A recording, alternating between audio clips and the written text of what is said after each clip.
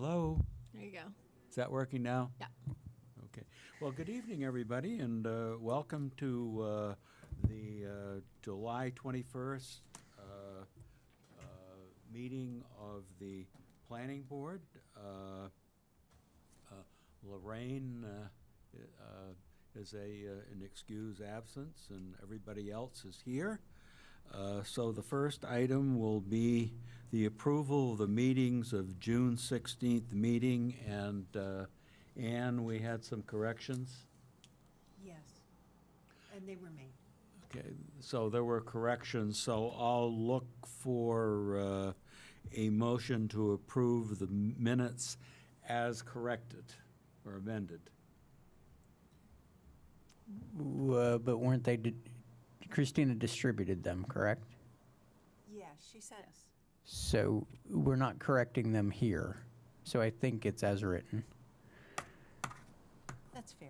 That makes sense. Okay, that sounds good. So we have a motion to I will make a approve. motion to approve the minutes as written. Second. Second, discussion. All in favor? Opposed? Unanimous. We have one staff site plan approval, and that was for the installation of a carpentry shop at the Cumberland Fairgrounds. The tax assessor map there is R07, Lot 8-1. We have no minor change approvals, so we'll march right into the agenda, and item 1 is a public hearing for the extension of the approved site plan for the installation of a telecommunications tower located at 14 Tuttle Road, tax assessor map R01, lot 03, in the low-density residential zoning district and public safety telecommunications overlap district. The applicant is Verizon Wireless and Vertical Bridge the Towers, and LLC, and the representative is Gordon Smith of Vero Law. So, Bridget? Yep. There's a couple of unique circumstances where they haven't been able to construct the tower yet, but they still are hoping to move forward their plan. So they're requesting the 1-year extension, which is allowed in our ordinances. And I know we've done it before for other projects. So we do have Gordon Smith here to say a few words on what's going on with the project. Thank you very much. Gordon Smith, Verrill, on behalf of the project, Tower Co, the applicant, I'm sorry, Vertical Bridge, the applicant. We also have Chief Rumsey here, who's supporting the project because of the public communications infrastructure that's going to go on the tower. Part of the reason that construction hasn't started is because of a clearing window for protected bats that, because this is a federally licensed project, they have to abide by these clearing restrictions where clearing can only occur between October and March. So this summer wasn't an option. The project's been completing its NEPA process, which is a federal regulatory process, and is now currently putting out bids for tower construction and foundation construction. Those are expected to be done at the end of November, with likely construction starting in January, weather permitting. Okay, any questions from the board? Hearing none, yes. I'm sorry. I did have just a couple of questions. And can you pull Okay, the mic sorry. in? And this is probably what you just said, but there were two things you were looking for. One was the NEPA, and you just said you haven't gotten that, right? That's still in process. Okay, yes. that's in process, Yes. okay. And then what about the DOT entrance permit? That's a good question. I'm not sure what the status of that is. I mean, I know the project still needs to come back to the town for a building permit prior to construction, and I think that entrance permit is probably part of that contractor process. Okay, but it basically, is it just that the contracts for building have not been finalized? Is that your? Yeah, I mean, the NEPA Bids. process has been ongoing. Yeah. I mean, typically, these projects get their local approval, and then they go out for their federal NEPA approval. That's been going on, and then, of course, there's this clearing restriction during the warmer months. And so right now, the project's moving forward with Okay. contracting. So is the clearing restriction then the bigger problem? You know, to be honest, I'm not sure whether the project would have been ready to go during this summer restriction or not, but Okay. my understanding is that, you know, probably with the plan, the understanding that no construction would have occurred in this summer anyway, that affects their timeline for putting out contracts for bid. Okay. Yeah. Thank you. Further questions from the board? And then I just have one Yes. clarifying comment. We will do a pre-construction conference and make sure that all the conditions are met and that we've got all the permits and licensing that we need. So we haven't done that yet, but we will. Okay, any other questions from the board? Hearing none, I'll open up public comment. Is there anybody from the public that wishes to comment? Yes, sir. Please come up and state your name and where you live. Sean Vaughn on behalf of the owner at the adjacent property at 3 Carriage Road. I'll just make this quick. Chief Rumsey, since he's here, he can probably answer this question. At the town council meeting, June 29th, he spoke about needing generators for the whip antennas. And I just wanted to see if there was an agreement already in place with Verizon to use their generator, or are we talking additional generator that the town needs to then locate? So. Okay, I guess that would be a question for either the chief or the attorney. Good evening, Chip Rumsey, Chief of the Cumberland Police. And the answer is we don't know yet. We are absolutely going to pursue a conversation with Verizon to determine if there's an opportunity for us to share resources there, whether it be their structure, their generator, what have you. If that's not a possibility due to however Verizon operates, and it would be necessary for us to put a small generator there to help run our equipment, it would be antennas on the tower, a small microwave dish on the tower, and then in a enclosure, some other radio equipment, base radios and combiners, batteries, that sort of thing. So we will need to have a generator, either ours or a shared generator, and we 100% will share a generator if that's an option for us. But is this for, is this a backup? This is something that's going 24 hours a day, correct? That's correct. It would be a backup generator in the event of a loss of power at the site. Okay. Do we have any idea as far as the general decibels within a certain area of this thing? Because I know sometimes when power is out and my neighbor has a generator going, you can hear it. I'm not sure it's within the decibel situation, but do you have any idea with that yet? I don't know if you might. So the backup generator for the Verizon facility, we went through this with the permitting process, the sound output. Okay. As the chief said, it's speculative right now whether the town's going to need a separate generator.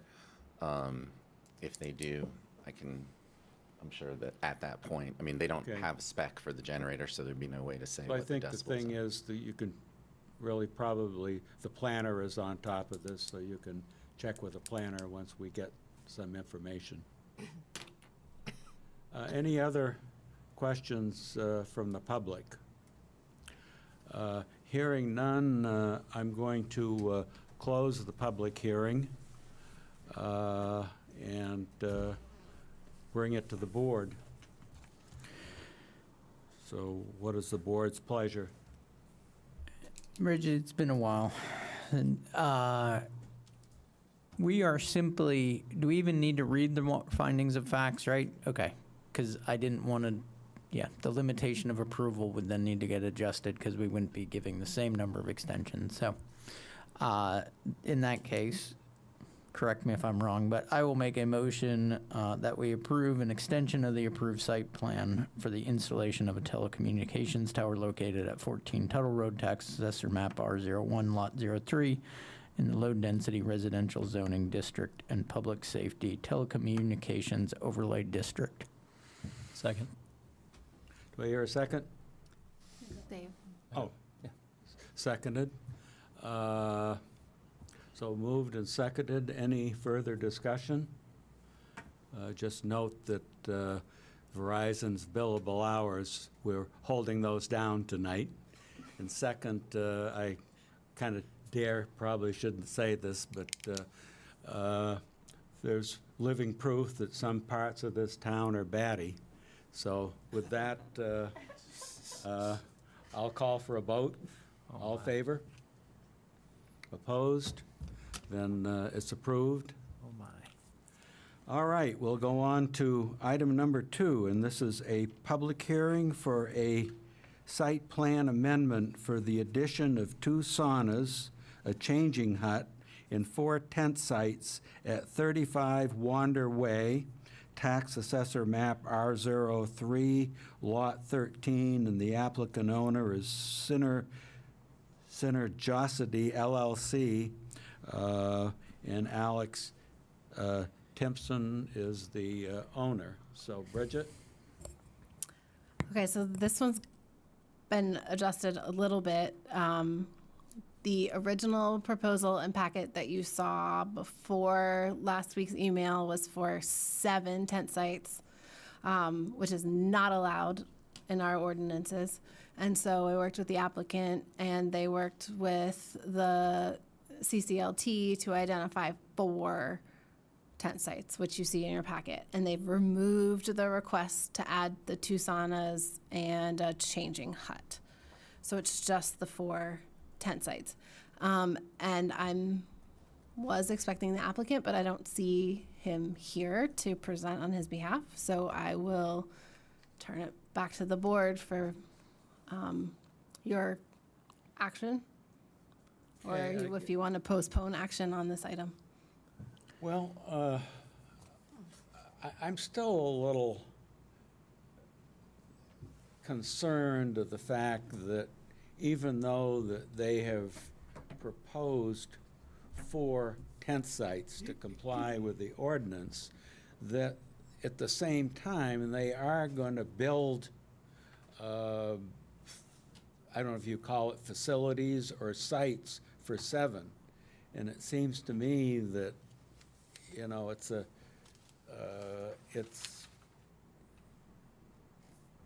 just kind of a back door to eventually, you know, get the 7, although they would have to obviously get state permission, but why they need to build all 7, it just seemed a little fishy to me, but I mean, it's not something that's the end of the world. But as far as the board is concerned, if they're not here and to plead their case, I will leave it to the board of what they want to do. I think there are questions because of this, and if there's no one here representing this agenda item, perhaps, I don't know, you. Any other Table thoughts it. as far as the board's concerned? I would say that them not being here, and there's a question about 4 to 7 and what they're going to do and why they're doing it, that we just postpone it. Okay. I would agree, and Christina, we're not going to table it, correct? Correct. We're going to postpone, okay? But I would say that if someone's here, we could open up a public hearing to hear anybody who did come here this evening to make, Good point. Yeah, to address this issue, but other than that, I think I would be on board of postponing it after the public hearing. We have a consensus, but if there's. One quick yeah. question. I'm just curious why, and maybe it's because I've only been here for a short period of time on the planning board, but if an applicant's not willing to show up here, why wouldn't we just vote on it the way we see fit? That's my opinion. Yeah, I've never seen us, we've never done that. I'll say we've never done It's that. up to you. We've had applicants not show up before, and we've postponed Was it. there any communication? You were expecting the applicant, correct? Yeah. Okay, so I mean, Well, first of all, let's do this. Before we do anything, if there's any member of the public that's got anything that they want to say on this, I'll open that up at this point. And we don't appear to have. So, All right, well, let me do. I'll make a motion that we postpone the site plan amendment for the addition of 4 tent sites at 35 Wander Way, tax assessor map R03, lot 13. I'll second that. second, Christina, you're... Can we rewind a little and close the public hearing first? Yeah, I will close the public hearing. Say, I can make motions during the public hearing. I'm sure of it. so every once in a while, we play without a net up here, but I think our mothers loved us or did. So I've got a motion. Do Well, I hear a second? let's have the discussion now that we have a Well, motion. We haven't had a second yet. Oh, Yep. I did. Oh, you She- did. I'm sorry. So discussion. Yeah. Are you saying, the reason I would postpone it is because they're not here for 2 reasons. One,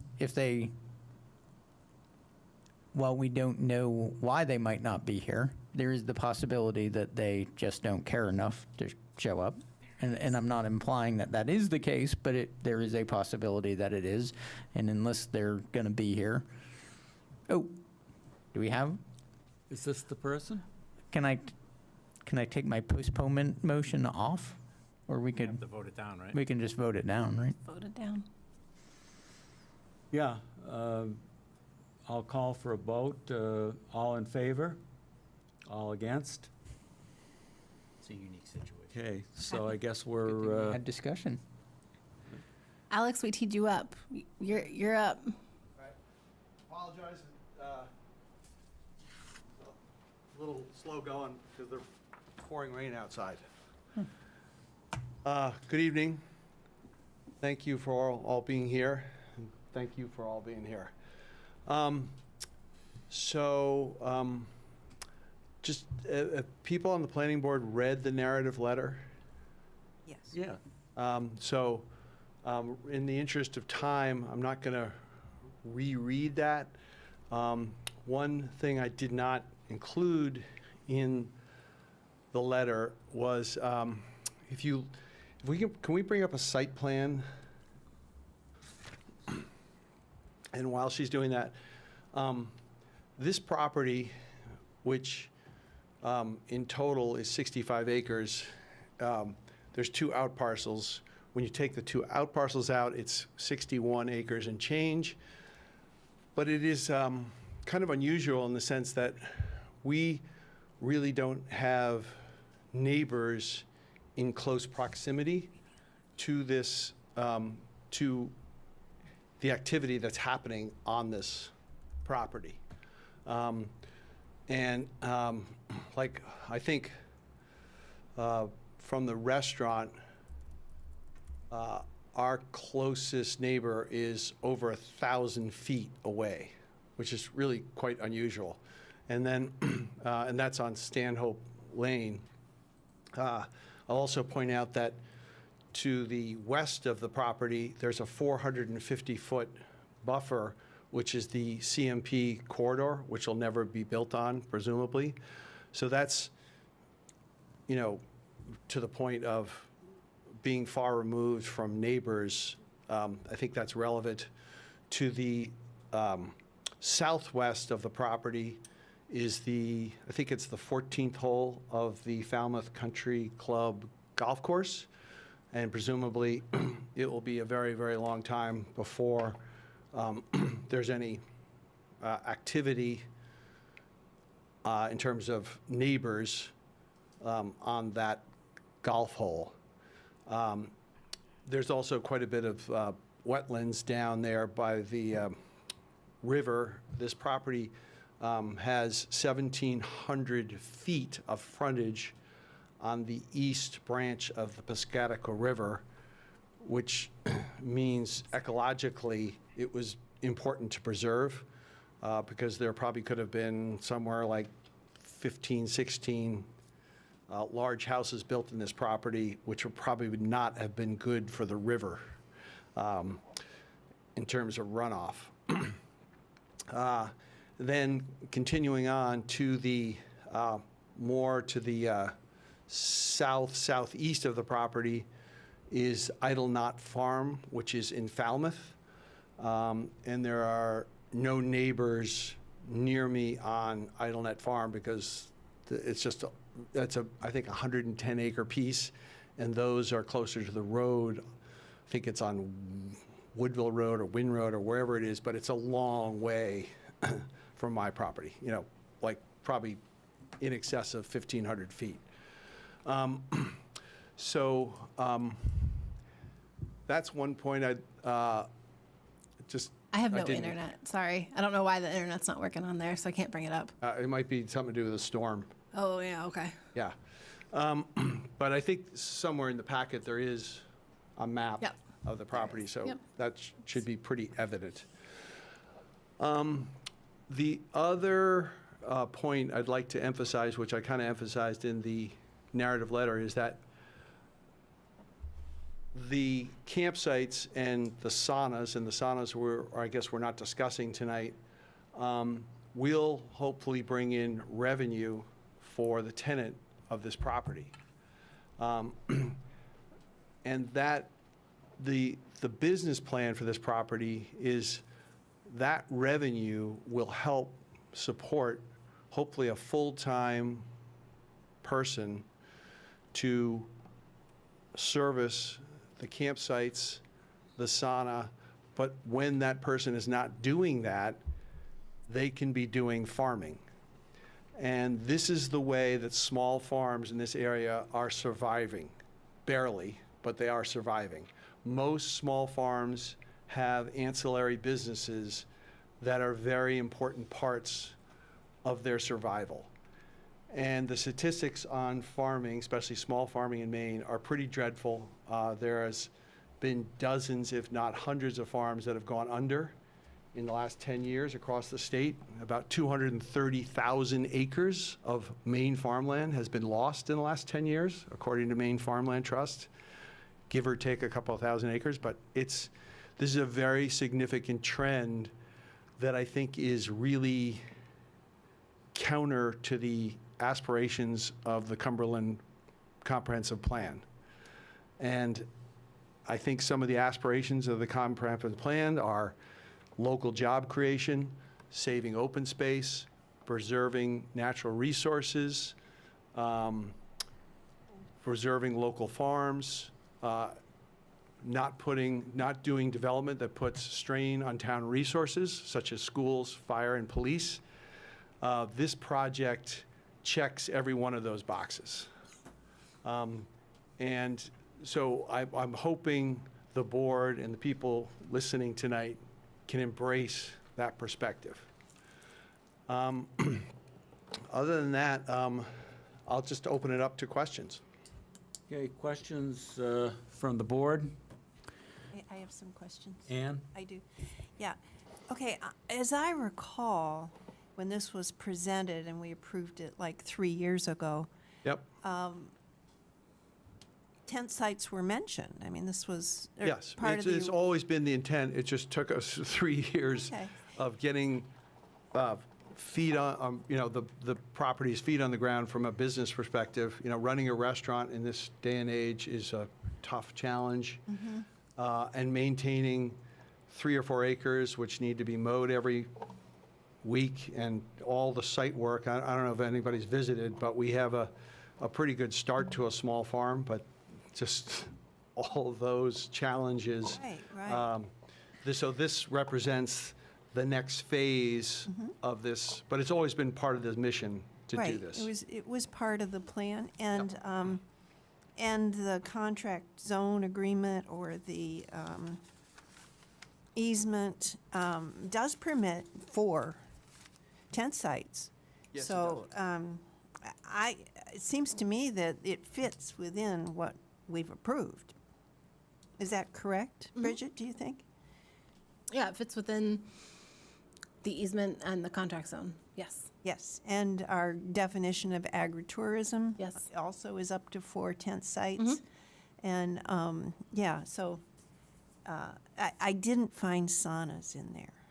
So maybe that's why they're not in the plan. But I didn't see anything about saunas in the contract zone agreement or anything like that. But, so anyhow, I think the 4 tent sites are clearly within what was approved originally. Yep.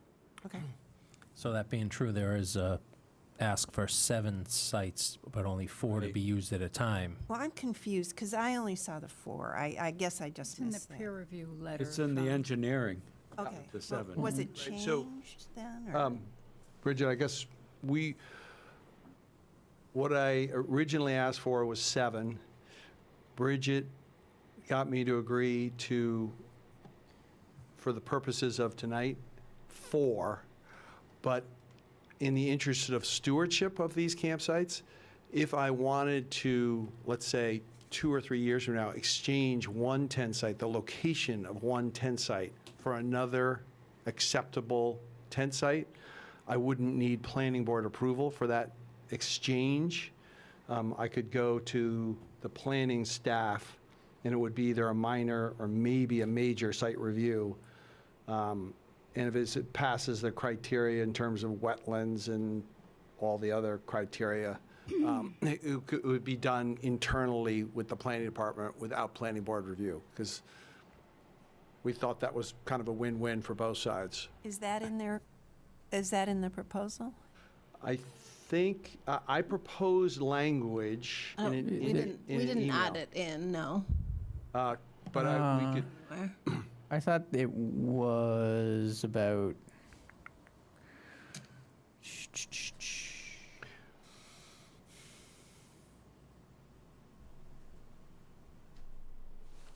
So it would be, the initial establishment of tents platforms is something that I've decided that needs to come to the planning board, just because of the impact of the neighborhood and everything like that. The site plan ordinance allows me to make staff decisions to amendments that are less than 3,000 square feet. So using that, once the initial campsites are established, we know that there are 4 and only 4. When we do a swap out, I'm then comfortable with your approval for the 4 sites to relocate one of those, for sustainability purposes. subject to Subject to the full staff staff review at review. that time. Yeah, exactly. Staff review. And I know that Alex has a really good relationship with Penny Asherman, the CCLT, and she worked with him on these sites. And you saw the letter in there. And so we would, when one of those sites moves, we can check in with Penny as well and make sure it's okay with them, with her. So But that doesn't mean you would increase it from 4 to 7. absolutely not. I No. can't. It's against, Okay. that would be against the law. Okay. So the 7 is just something that was, Yeah, it just gives me, Home I to think the- it's in the interest of good stewardship. Let's just say 5 years from now, one of the tent sites is kind of heavily used and it's a little tired looking. Let's give that a rest. Stop using that tent site. All these tent platforms are going to be movable, so we just move the tent platform to a slightly different location, let that tired tent site recover a little bit, and, embrace. Because the way I read it was that there would be 7 sites, and there's only 4 in use, is the way I had read it. If that's incorrect, then, Yeah, and then we've gone back and revised that. So there will be 4 sites and only 4 sites identified. okay. And this just says 7 specific areas. Yeah. That's not really pertinent information at this point, I'm assuming. Right, Right. we modified that, and I thought the language I provided was going to work its way into the revised, but sorry for the miscommunication. so. Yeah, it was, we worked through this for the last month or so, just trying to get it straightened out. So that's why I wanted to make sure up front you knew that's not 7 sites. Yeah. Other questions from the board? Yeah, just real quick. So how do you, the tent sites, what are you building them? They're portable, how do you make them? How do you build them? Pressure-treated decking. Yep. And they'll just be on 2x6 sleepers. Yep. And they'll be in sections, which will be easy to move. Just sit right on the ground, or you put blocks down or something? We'll put blocks down to level them. So you just pick it up with a low and move it somewhere else? Yep, yep. All right. So, and I'm not allowed to put anything permanent in the conservation easement, like concrete pillars or anything like that. So Yeah. I'm not even putting posts in the ground. Okay. And they'll heave a little bit in the winter, and then spring I'll level them them out out. again. Yeah. Yeah. So, old school. In the narrative, you've got a phased build-out requested, but that includes the saunas. How are you going, now that it's just 4 tent sites, are you just going to do them all in once? Do you still looking for I'd like to 2 and walk 2? before we run and do 2 and 2. Okay. Other questions? I just have one more for Bridget, Sure. I guess. And that is since the last time we had tenting presented here, there was a fair amount of concern about what's going to happen with the porta potties and so on. But this seems to me that, so what, 2 tents are going to use the existing facilities and the other 2 are, Yeah, I think all 4 tent sites can use the existing facilities. Correct. oh, well, okay. Yeah. Okay, so that doesn't change anything. then. No, and there's a letter in there from the site evaluator. Right, Yes, but if I okay. decide to use an approved composting toilet like Mark Reed did. You did would- mention that, yeah. It would obviously have to be conform to state guidelines, and I need, the plumbing inspector would have to sign off on that, yada, yada, yada. So there's a built-in process for protecting the environment Okay. if I use compost toilets. Okay. Other Thank you. questions? So the sauna is not on on your proposal tonight. The changing hut is not on your proposal tonight. That is correct, because Bridget assured me that can be handled, so the saunas and like the showers and 2 changing rooms, we've actually think we've modified that in a way that requires less development of the site. But regardless of what we propose for the saunas, that can be dealt with a staff review, because it's already on the development parcel, it's not on the conservation parcel, and that's already permitted use on the development parcel. So what about water and bathrooms, and trash disposal? Where do those come in? Yeah, great question. So we would provide, there's already a toilet and a sink in the privy shed that's just outside of the terrace. And that sink and toilet would be used for the sauna people and the tent site people. Okay. And if we add 2 showers, the plan thinking now is that would also go inside that privy shed, so it'll all be contained in there. And we have enough capacity in our septic system to handle all that, as Hope Hampton's letter illustrates. I think the only thing that I was concerned about is that you originally wanted to do 7 campsites, and then you found out, or Bridget pointed out, that if you needed 7, then you needed a state permit Right. for a campground. So at that point, you reduced it. But the only thing that kind of raised my antenna a little bit was that you were still going to build 7 sites, which, for my suspicious mind was saying, okay, that's going to be a backdoor thing for the state. But on the other hand, you really can't do anything without the town's permission to go beyond the 4. And I guess we've got enough restrictions in this thing so that, okay, they can hop around to sites, but Yep. I guess the old, Yeah. so that's. What I would- Yeah, that was and the my concern. intent in proposing 7 potential locations for the center was, what I thought was a win-win. would the planning board really want to take its time to say, could I move tent site A and close it down and swap it over to tent site B? I think your time is more valuable than that. But it's wouldn't all a be moot doing- point now because we've agreed to 4. Right, So there's only 4. Yeah. And We're we- not building 7. right. Right. Okay. But there are 7 sites, and I just, being But this. there aren't 7 sites.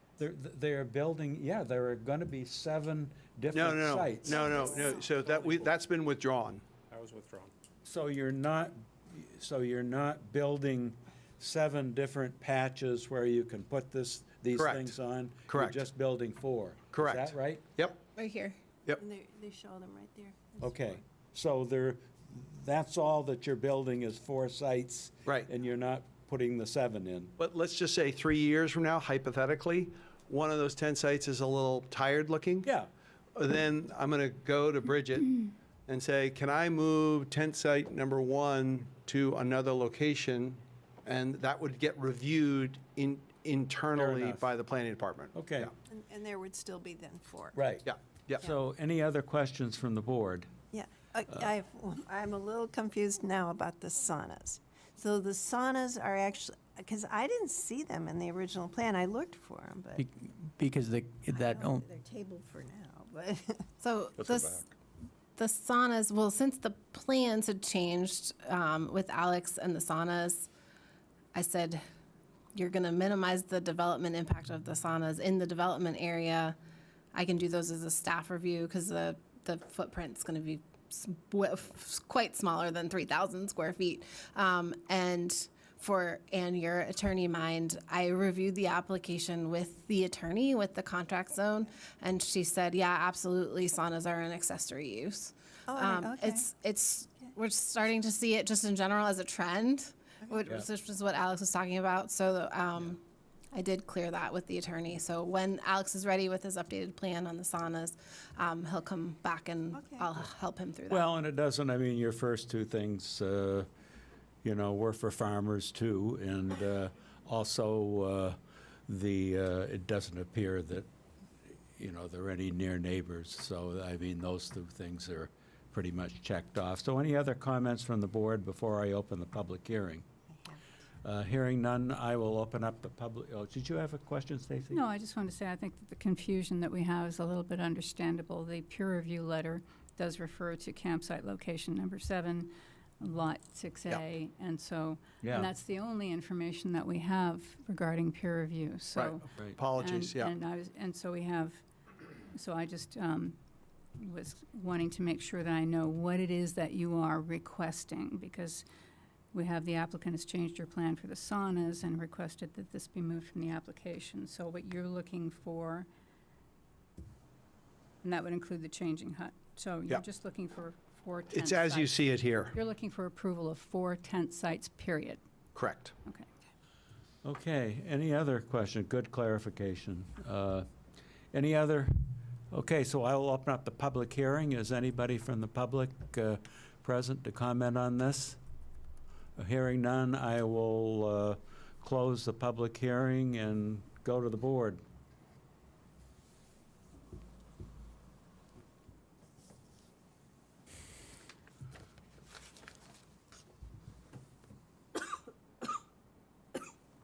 So do we have to amend when we do a motion here because it says the saunas in the, so we'll have to amend that motion, correct? Yeah. So if you read off of my memo, I crossed out the saunas and the. We'll give you a moment, Change. though.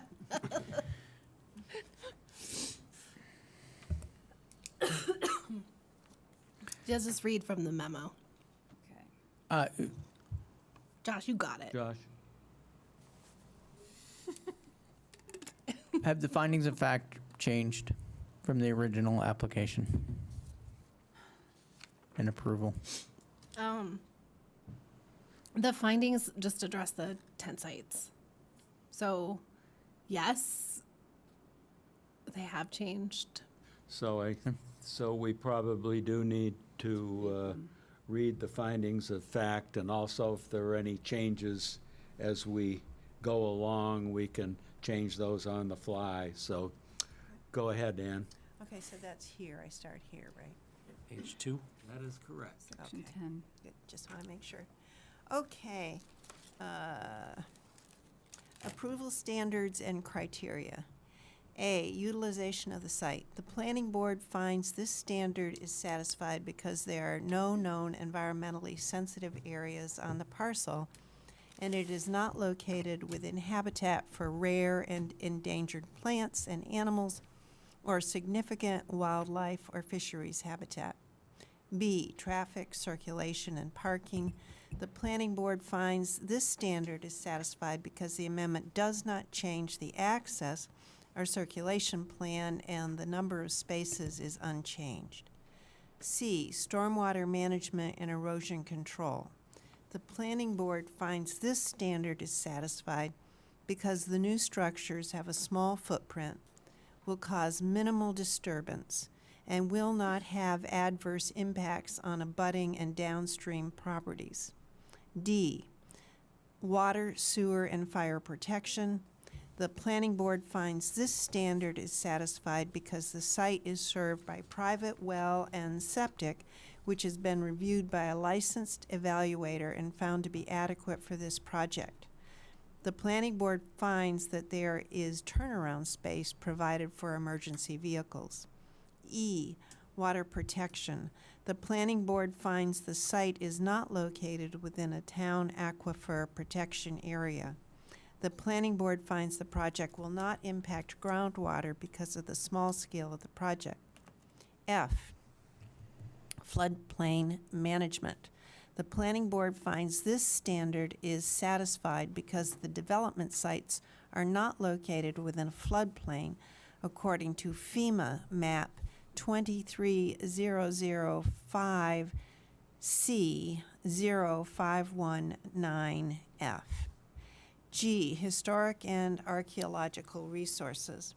The planning board finds this standard is satisfied because there is a letter on file from the Maine Historic Preservation Commission stating no historic or archaeological resources are known to exist.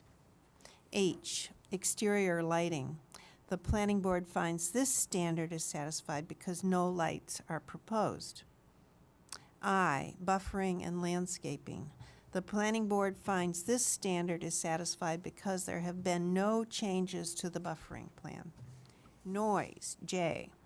The planning board finds this standard is satisfied because the noise level will be minimal from vehicular and pedestrian traffic only and will not be a nuisance to abutting properties. K, storage of materials.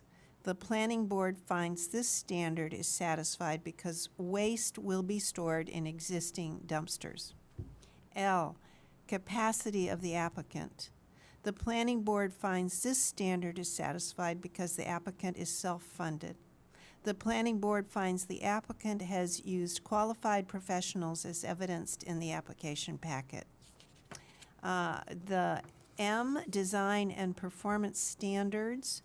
Route 100, Route 1, Town Center District, Vintage, Mixed Use, none of them are applicable. The planning board finds the design and performance standards are not applicable. I'll make a motion that we adopt the findings of fact as written. Ever a second? Second. Moved, seconded, discussion? All in favor? Bridget, Opposed? my favorite subject. Expiration of approval. Did I do it wrong? Well, except for, in the first sentence, construction of the improvements covered by any site plan approval, except for agriculture-related All projects. right, this is an agriculture-related project. It is, or it is not? It is. So, that works out well. So, it is section 229-11. The expiration of approval should be section 229-11 sub B, not sub A. In a quick reading, it looks like the material change, which works well here because of the phase issue, is that the town, as opposed to the planning board being able to grant 2 one-year extensions, The town planner may grant an unlimited number of one-year extensions to the period if the approved plan conforms to the ordinances in effect at the time the extension is granted, and any and all federal and state approvals and permits are current. So, I think that that's what we should approve it to, correct? Yes, thank you. Okay. I will make a motion then that we approve the site plan amendment for the addition of 4 tent sites at 35 Wander Way, tax assessor map R03 lot 13, subject to the expiration of approval, which should be section 229-11 sub B, the standard condition of approval. And we've proposed, there's one condition of approval. Except they've already met that, Yeah, so. you can lift that. Okay, so I hear a motion. Do I hear a second? Second. Moved and seconded. Further discussion? Hearing none, all in favor? Opposed? It's unanimous. Congratulations. Good luck.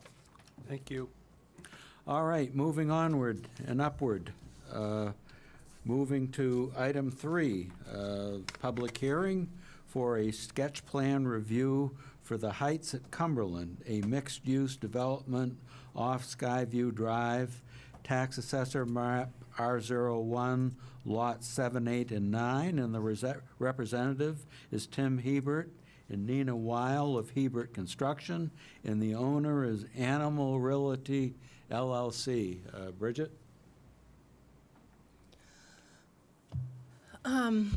Yeah, well, we've got the applicant and the developer here with us tonight.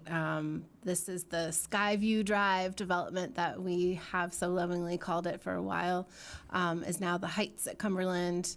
And I think I'll just hand it over to Nina if you want to take it away. Hi, thanks, Bridget. I'm Nina Weil. I'm representing Hebert Development. As you all just heard, we're here to share our updated vision for what we're calling the Heights at Cumberland, a proposed mixed-income, mixed-use community located approximately 24 acres off of Skyview Drive on Route 1. How do I go to the next one? Before we get into it, I just want to introduce everyone who's here tonight.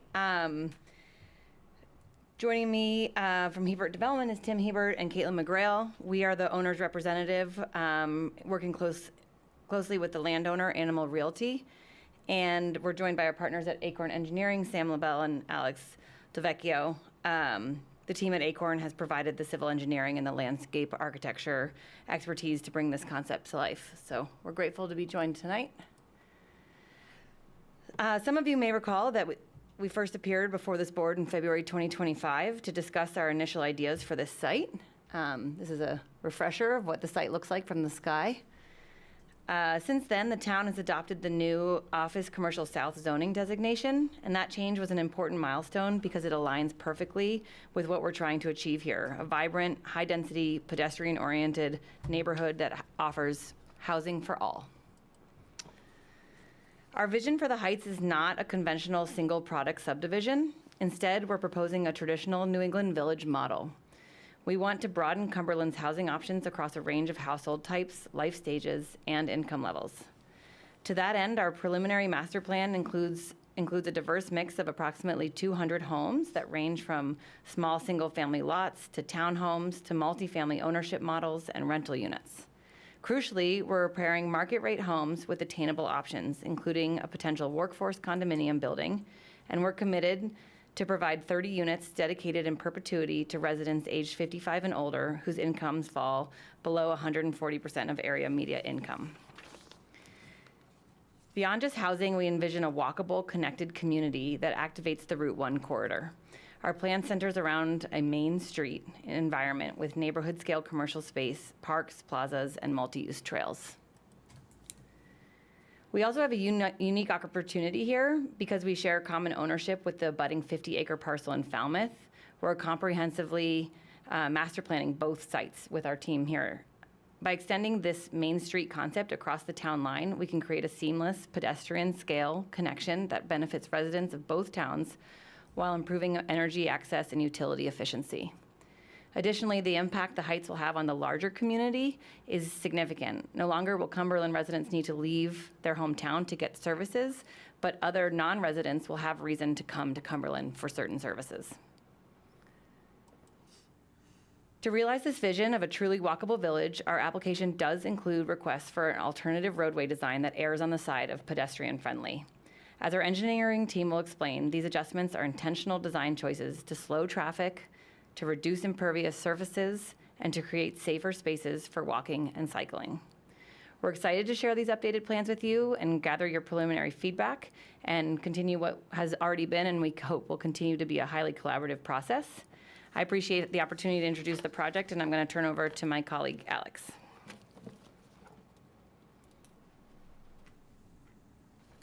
Hello, my name is Alex Del Vecchio. I'm a landscape architect at Acorn Engineering. I'm going to move on to the next, see if I get this slide. So we thought that this next series of slides would be a nice opportunity to go through some of the components of this proposed development. You're probably all familiar with the site, but we just want to refresh your memory. It is just west of Route 1, east of 295, largely wooded with Skyview Drive going through the site as you see in the center. The proposed development incorporates a mix of housing typologies, which Nina mentioned, but it's really composed of sort of three pieces. We have our main street that runs along the lower portion of the site. And as Nina mentioned, it's really envisioned as this main street corridor, kind of evocative of our traditional village centers. So we have a variety of commercial businesses on that lower level, shops and other professional offices with the opportunity for residences above. In the center of the site, kind of that knuckle between the two wings, we see this as our more civic space. So again, offering some housing incorporated with our more commercial opportunities, other civic elements, as well as playgrounds, parks, sports fields. So a space for the community to really come together across the entire site. And then we have this housing around the entire perimeter of the parcel. So again, creating different kinds of housing, and I'll kind of explain that a little bit further in this slide.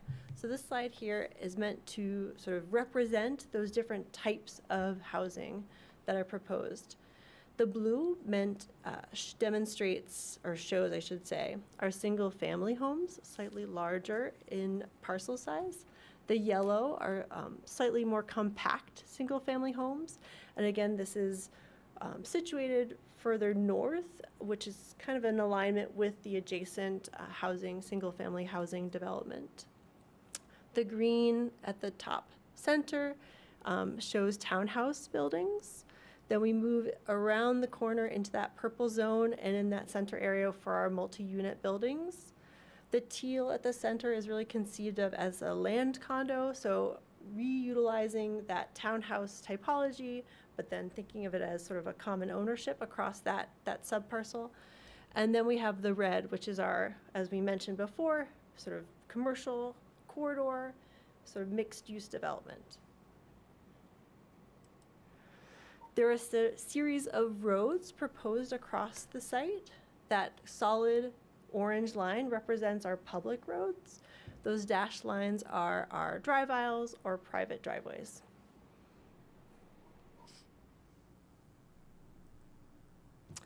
And we also want to give you a little bit more of a taste of what these spaces could look and feel like.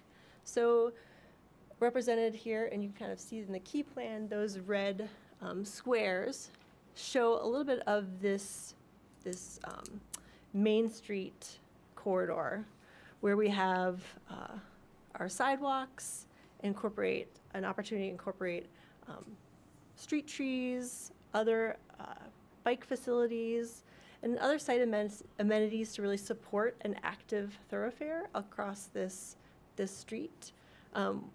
While the site itself will have a really meant to have a cohesive look that is, again, evocative of our New England village.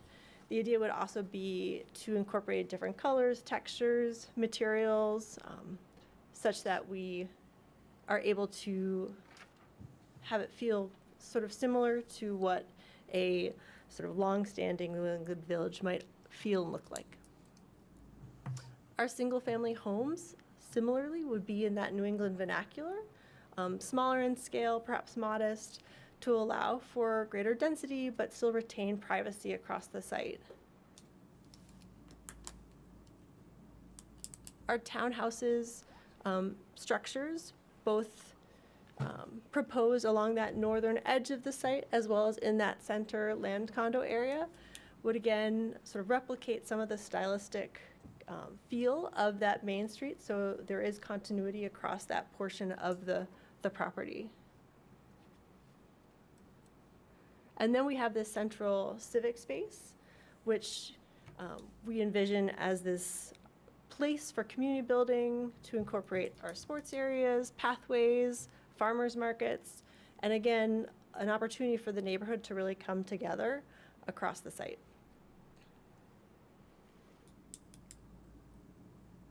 So as part of this application, we are requesting consideration for some waiver requests or changes to the underlying zone.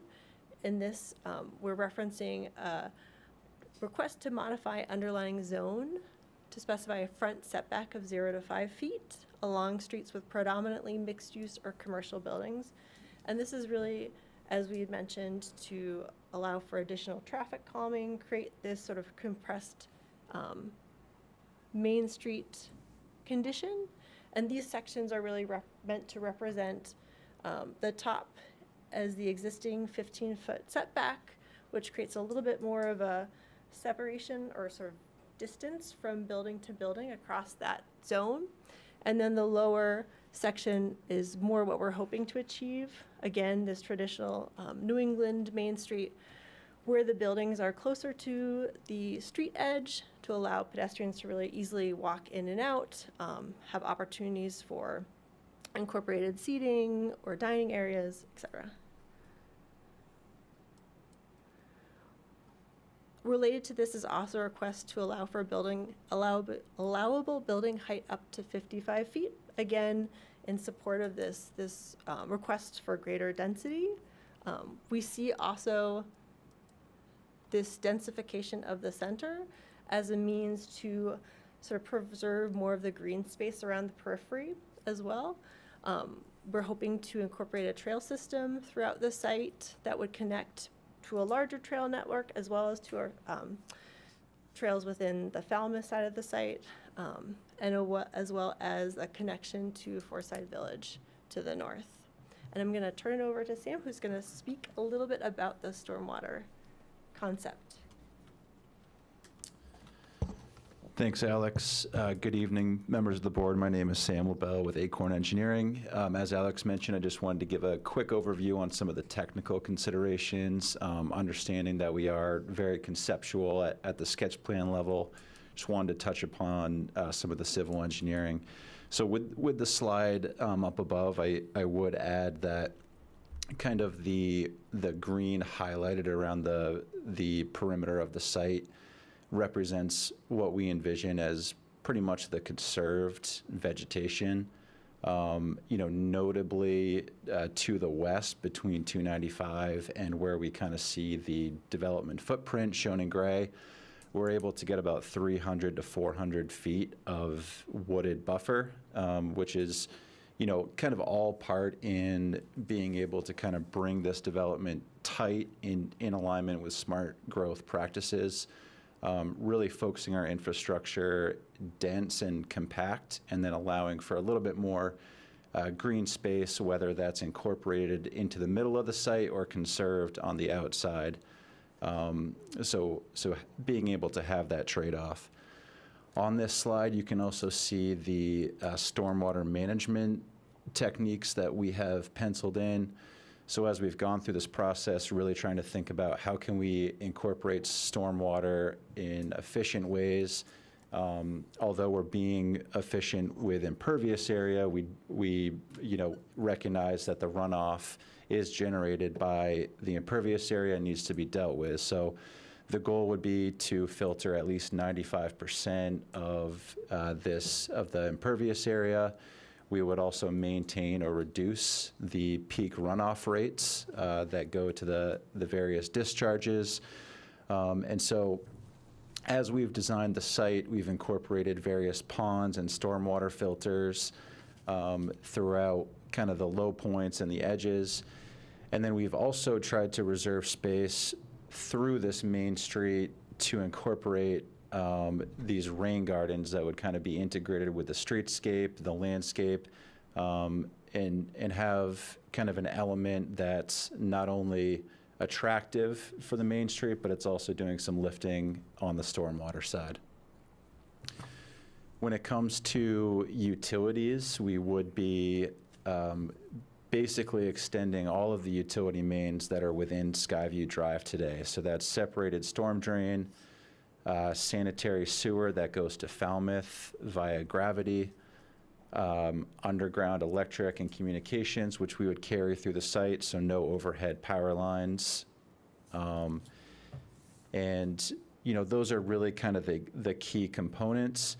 Due to the topography of the site, we would be looking at a little bit of pressurized force main for the sewer, which we would propose to keep under private ownership. And, obviously a lot of these details we will continue to work through with the various utility companies and Public Works. And the details of that will be, provided in subsequent site plan applications. But just felt it was important to kind of give you a little bit of a sneak peek into the technical side. The last thing I'll comment on is from a traffic perspective, this project, as it gets built out and comes back before you in site plan applications for different pieces, it will build off of each other from a permitting perspective. So we fully expect at some point Maine DOT will be reviewing this project from a traffic perspective, the effects on Route 1. You heard earlier that the adjacent site in Falmouth, a veterinary facility is currently under construction there, under similar site control. And while that's at an earlier stage than what we're presenting to you tonight, that site is intended to provide a continuous loop so that you would have a curb cut that's built out today if you go to Falmouth, a driveway up and around so that there would be a continuous loop. So traffic that enters, ultimately in the built-out version is not intended to then have to come back through Skyview and vice versa. So those two driveways would be about 1,200 feet away from each other, accessed on Route 1. And we're happy to share future iterations of that as it becomes more detailed and more baked. So that's what we have to share with you tonight. We're, of course, happy to answer any questions you may have. Hand it back to the board. Thank you. Thank you. So I will open it up to the board for questions. So the areas that you're looking for, the 0 to 5 feet, and are you saying you want a setback of 0 to 5 feet, which is really 0 feet, or are you saying you want a setback of either 0 or 5 feet, number one?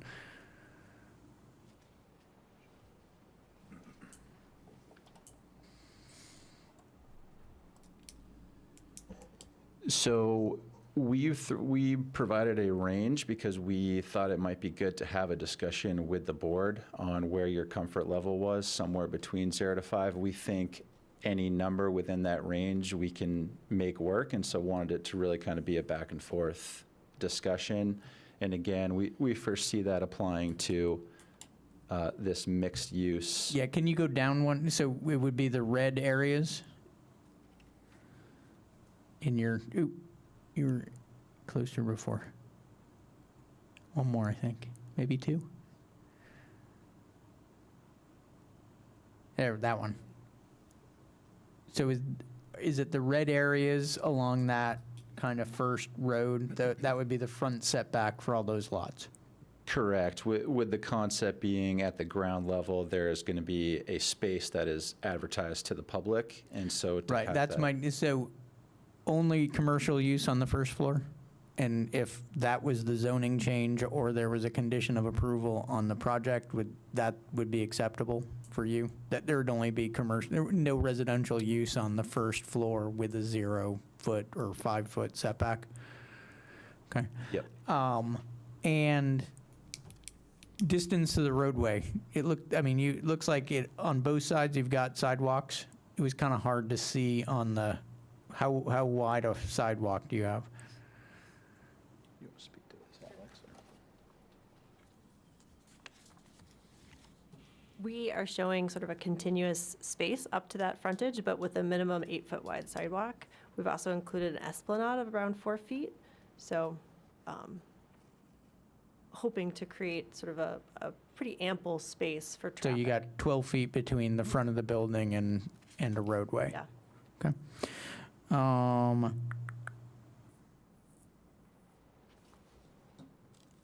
Okay.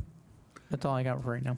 Other board members, Bob, and then Go ahead. Ann. Okay, Sure, go ahead. Okay. Yeah, I noticed, Bridget, you have talked to our lawyer about this, because this is a confusing area. We've got the, we've got the contract zone, and then we've got the overlay of the zoning changes and all this kind of stuff. And I guess our lawyer advised us to go with the most generous permissions, which would be the most recent zoning changes. Yes, and when it comes to like building height, it's 50 feet in the contract zone. So really both are going to come into play one way or the other. So the general guidance is whichever allows the most, whatever is most permissive. Okay, of course, but this is a really big development. I mean, I think it's very charming. I think it's very ambitious. And I hope, we'll have to be careful that it does fit within the zoning. Mm-hmm. Okay. Yeah, and one, I just want to clarify something. You guys have never presented this to the planning board. This is your first time here. You may have come to the town council. I was not there, but you've never been here before. No. No. And that's fine. It's just a misunderstanding. February 25 must have been town council. It was, I'm sure that it was, yeah. So that's fine, I just wanted to make clear, so if anybody here wasn't here on that date, they would understand that we haven't seen it before. Right. Yeah, okay. Okay, I think that's it. Bob? So, yeah, the waiver for the sidewalk is just the red area. It's not in the residential or any of the other areas. And then you guys are Sidewalk? also looking for a waiver for height. Well, just to clarify, you cannot waive, Setback. You can't It's going to be it's going to be a zone change. and you can't waive building Oh, height. okay, I So, guess I'm yeah. misunderstanding what I said, but yeah, That's why the yeah. item 4. The next Oh, okay. Yep. And then you're also asking about height. Is that true? It's also a zoning law, so we'd have to change the ordinance. And, I just know there's a lot of elevation pitch to that site and how you're going to measure it and how you're going to look at it and where you're measuring from the medium and there's, how you're going to, it's quite an involved process on that. And I'm just wondering how you guys are, or maybe you've done topos and it's not as bad as it looks. You want me to respond? Thank you for allowing us to be here tonight. My name is Timothy Hebert, CEO of Hebert Construction, Hebert Development, and head of all of this. You can blame me for it all. So, yeah, building height, whether it remains at 50 feet or we're able to get 55 feet, the calculation as to how the building height is measured is currently written in the zoning ordinance right now. And I'm not sure that I don't have the answer at this current time as to whether or not we're proposing to change that. I can tell you the reason for requesting the 55 feet. It kind of ties into the reason why I'm here at all, and why we're proposing a development that's never been seen like this before. Housing for all is important.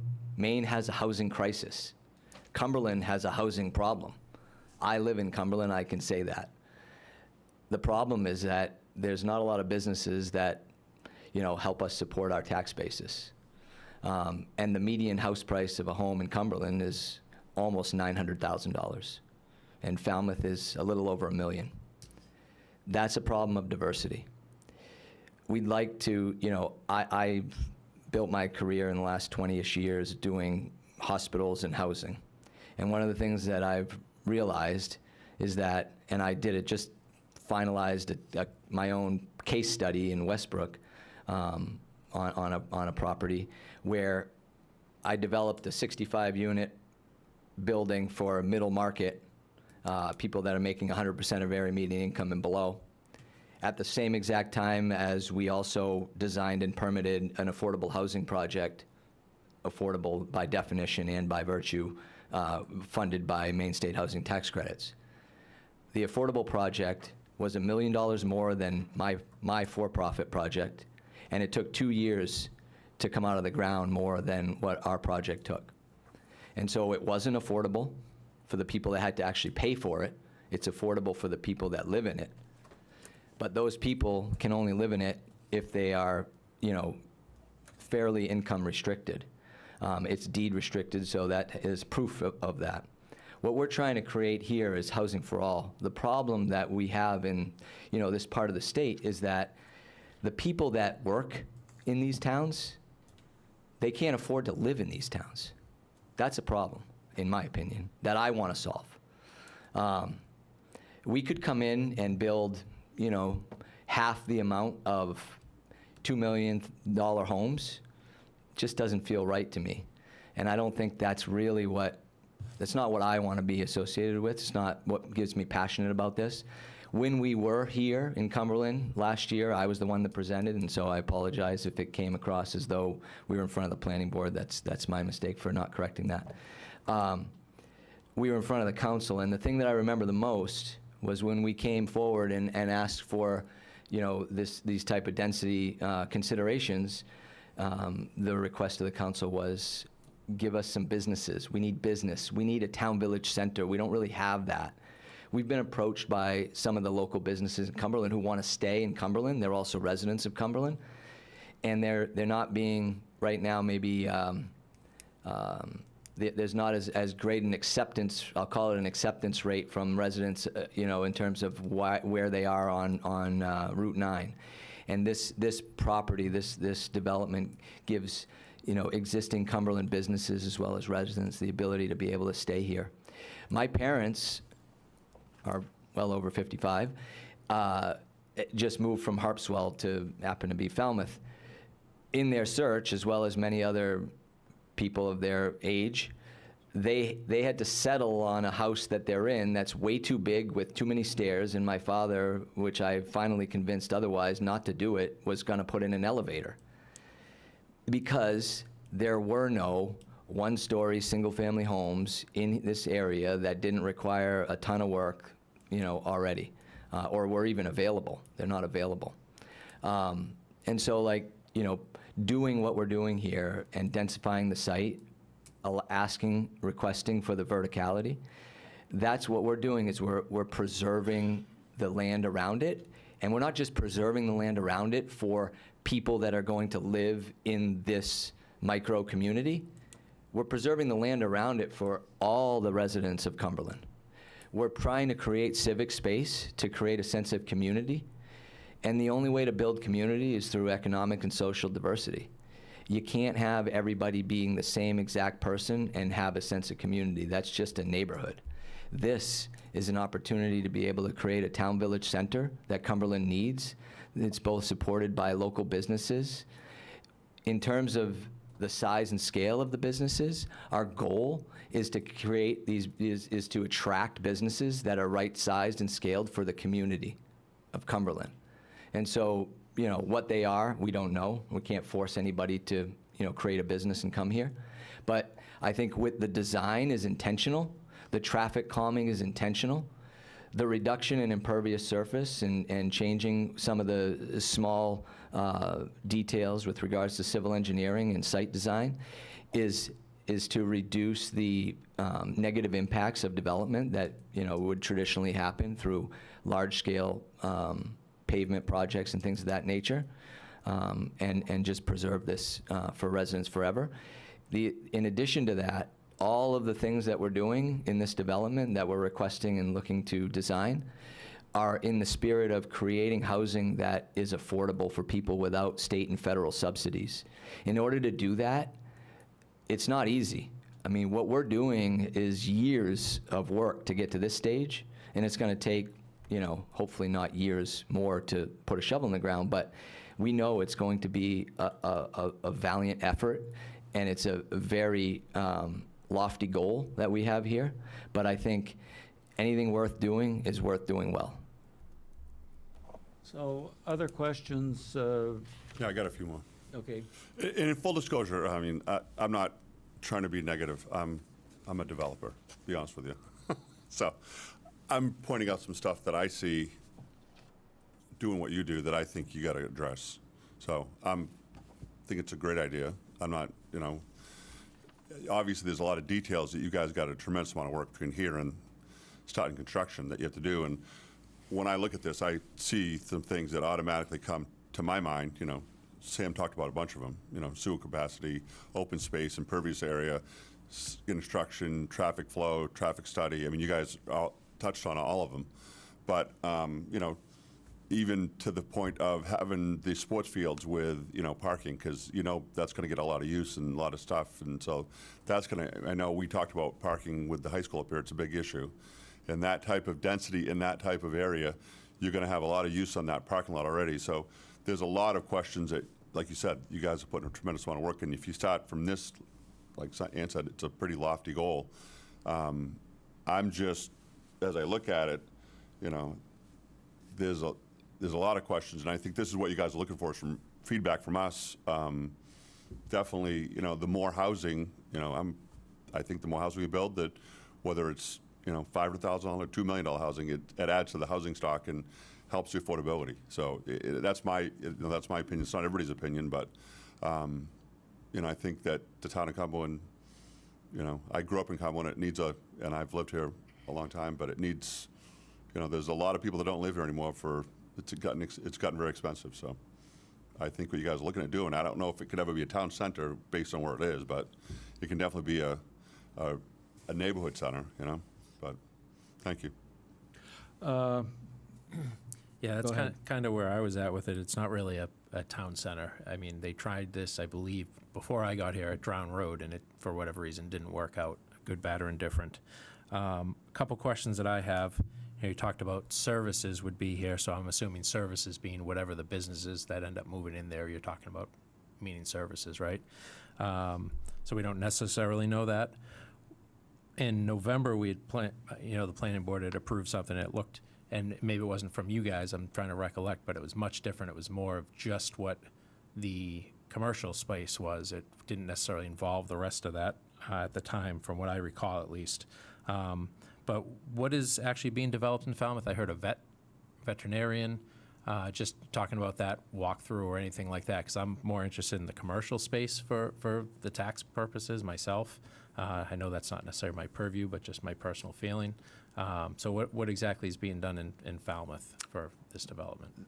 The only current business is the owner of all of this land. Okay. Animal Realty. She's a hardworking, very successful Maine veterinarian who owns and operates the largest specialty animal hospital in New England now.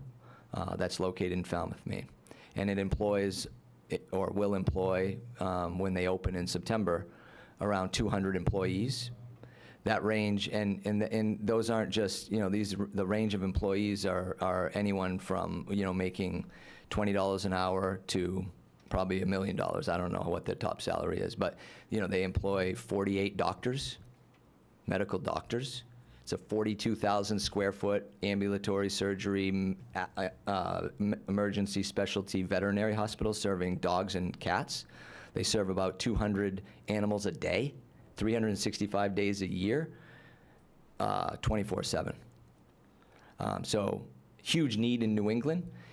One of their biggest markets is Maine, because Maine people care about their animals more than anybody else in New England. Yeah. And so, just an astounding business. And part of the Housing for All model, was just kind of the marriage of what we're trying to do holistically as a development team in Maine, as well as what the owner of this land is trying to do for her people. She has a lot of veterinary techs and staff that work, either first, second, or third shift. And right now, in the wintertime at night, they got to drive an hour and a half or 2 hours because they can't afford to live anywhere near Portland. Our goal with this is to provide options for people to be able to live nearby where they work. And that was just kind of the holistic goal of it all. Yeah. No, I love that. You talked about in Westbrook doing something that was at about 100% AMI. Is there a reason that that goal can't be here as well? So obviously it would be different. It'd still be more. Well, the cost of the land here was tremendously more, millions more. Yeah. The cost of development is a lot more. Right. The cost of construction is outrageous at this moment. It's outpacing inflation, probably 3 to 1, I think. And so, I've spent the last part of my career trying to figure out how to create affordability without state and federal subsidies to slow down the process. So just find a problem and figure out how to fix it in a different way than everybody else is. And one of the ways to do that, which we've proven through the model that we created, which is now going up in Westbrook and Freeport, is a prototype building that doesn't have to get redesigned more than once. I don't know why anybody else didn't think of this, but we cut our soft cost in the third. We cut our time from 2 years to 6 months to take a project from concept to shovel ready. And so that's the reason behind the 55-foot request, because we have the ability to put in a building that would meet 100% of area median income or below. And in fact, in Westbrook and Freeport, our sales prices for the units are actually 80 to 100% of area median income. So, we're basically creating affordable housing for sale home ownership model that doesn't exist in the market without federal or state subsidies, and giving people a chance to be able to have their first bite of the apple. That's something I'm kind of proud about, so I had to say it. But that's why the request to 55 versus 50, because then we wouldn't have to change the design and increase the cost, which would then have to get passed down to consumers. Okay, other questions? Casey, do you have? Josh has a question. Yeah, go ahead, Josh. Parking, how many spots per residential unit do you have in this plan? In this plan right now, I don't know that has been defined, but as a developer, I don't think I would allow less than 1-to-1 for a for-sale home ownership model. I would assume that the house lots, of which I just want to make sure that it's clear, the house lots that you saw that were in yellow are 5,000 square foot lots. So these are not, and the other ones, I don't know what the size of the lots are on the blue ones, the larger ones, but I think those might be, 10,000 or so feet. So we're not talking, large lots, and we're certainly not talking, giant McMansion houses. We're talking about efficient, affordable ways to be able to create home ownership for people that need it. We're thinking about the single-family homes as a way for people to be able to kind of downsize and take the existing inventory of housing in Cumberland and be able to pass it on to the next generation of families. Great. Bridget, contract zone, is that different for parking than the underlying? Because even in the overlay, I think it's 1.5. I don't know off the top of But my we can head. waive that, correct? You can waive that. Okay. And then if we do a zoning change, I recognize that it's a little, where you're putting a 55-foot building doesn't really matter. But on this development, where are you looking for those 55-foot high buildings? Sure. Give me a second to find the right slide. And as he does that, Bob, it's in the definitions, and it's vertical distance from average grade. Right. So, you know, I would, this is essentially the shape and size and scale of the Domus building that I'm talking about. That's 55 feet height. So and the that's the purple total areas- height. The average height's probably less than 50, or just around 50, as it has sloped roofs at the lofts. It's only a 4-story building, but it has some lofts that get it to 55. So I would imagine what we're talking about is in this area here of the site, and it could even be, relative to just the purple areas of the mixed-use buildings if it had to be. Is 50 feet related to the fire department at all, as far as a truck issue? Not that I know of, but it could be.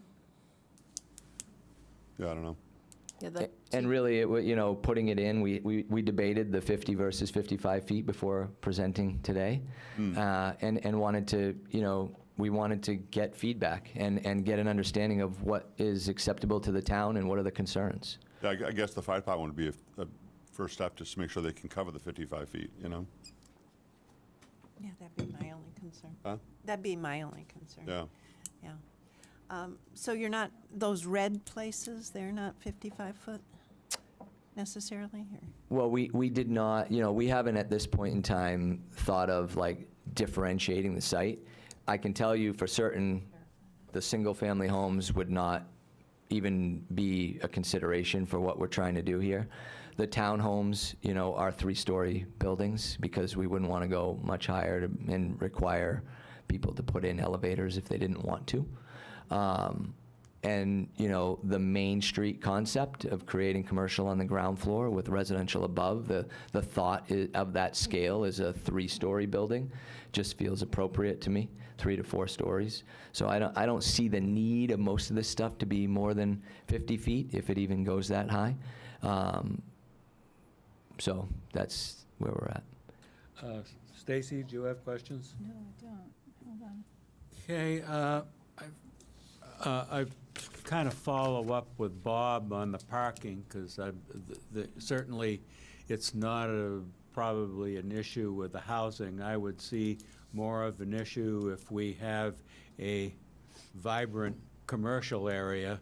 And also, I think Bob was mentioning the open space that we're going to need some kind of parking for that commercial area. So just as you're doing that, can you pull up the slide that showed all of the greenery on there? That one, that's the other thing that we look at as a standard condition of approval, obviously, is the buffering. So it looks like the retention pond in that area will buffer the doctor's offices, and then we're going to need some reasonably decent buffering for the other 2 commercial buildings, plus the housing development on the other side, because it looks like we've got no problem on the north, so it's just we need to ensure that, I mean, this thing is showing that there looks like that there's proper buffering, there's enough green space, but just be advised that we'll be looking for buffering both to the housing development and also the other 2 commercial places. And the other thing, besides the veterinary facility that's going in next door, what about, are there any housing units also being proposed on that parcel of land. Yes, I've been working with the town of Falmouth for about 2.5 years now on rezoning business professional. We were just with GP Cog a few hours ago at the building, looking at that. What are you anticipating the number of units there? We need to have our engineers determine the net usable area, but around 150-ish plus or minus units. Okay. And we're currently working on an LOI with a commercial tenant that would abut this parcel in Cumberland. That would be an amazing amenity for both towns. I can't really speak to it, it's confidential at the moment, but it would be an amazing asset to retain that. I don't want to give away too much, but everybody in this area would be very pleased that it remains local. So, that if in fact the 55 is in that building to the far left, and again, I'm looking, I think if we're on the other side, that would, again, be an issue with the houses that are over in the development, but it doesn't appear there that the 55 is going to have any visibility issues. It might with who's ever going to be building on the Falmouth side.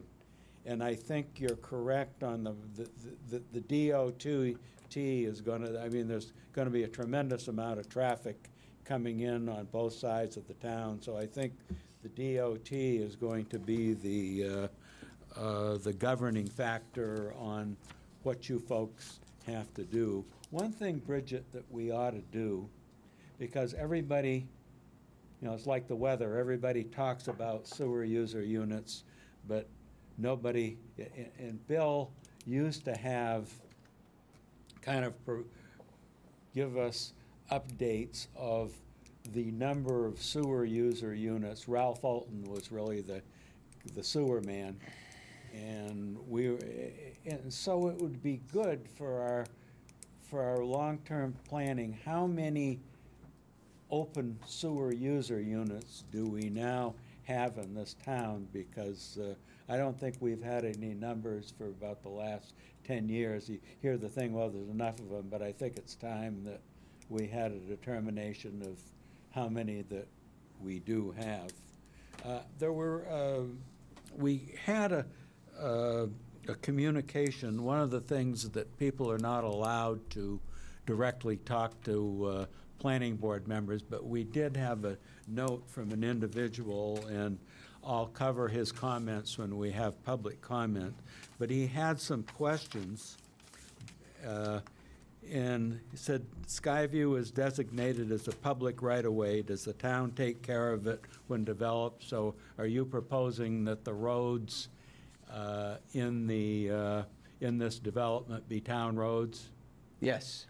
We're proposing that the roads that Alex showed in solid here would be public roads. Okay, so the town would be, because the other thing that we're looking at as we go along are town services that we don't control the schools. As far as we're concerned, whether people are in the schools or not, that doesn't come within our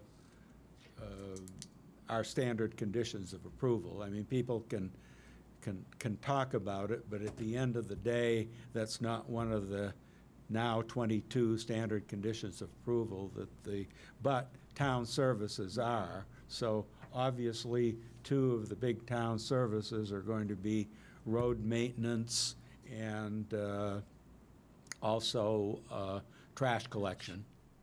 Yeah.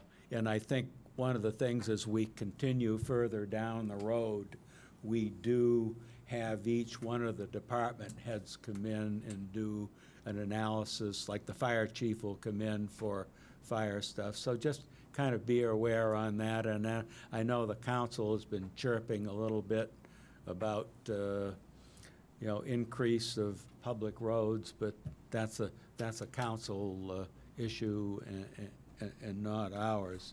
So, And then you're not planning at this point, with the lots being 5,000 square feet, I assume there's not going to be enough room for any ADUs. Would that be kind of? The single-family homes right now that are shown, which there's 34 of them Yeah. in our proposed plan, they all have the ability within state law and local permitting to be able to have an ADU Right. associated with it. Okay. Whether the buyer of that lot chooses to put an ADU on their site, which we envision them going on a small one-car or one-and-a-half-car garage above that, is where that ADU would potentially be, would be, the ability to be able to have your adult kids come back, you support your family, or be able to have income, for someone who might not otherwise be able to afford that home. Well, I think the key thing is it's a permitted Permitted use, thing yeah. by zoning. And Skyview is not the only entrance, because there's gonna be a loop. And he's asked about the housing units in Falmouth, and it looks like about 150. And the question is, can this development be built without the revisions and waivers? And I think you've answered that the reason for the 55 is the expense issue, and then if you are doing mixed-use commercial, it makes sense to have the sidewalk. So I think that's those questions have been answered, and I don't have anything else. Are there any other questions for the board before I open up public comment? Can I make just a Sure. reply on some of that? So, in terms of the request for these roads to be adopted by the town, and I pay taxes in Cumberland, so I'm sensitive to this subject as well. But it really comes down to both building this out so that the housing options can remain, in the middle market from an affordability standpoint in perpetuity. If this was a land condominium and the whole thing was a private association, including the roads, then all the utilities, everything would be private utility, private roads, private everything. The HOA fees would be absolutely outrageous. And yet those residents would still be paying taxes in Cumberland. We're talking about $500 million of development that's going to generate,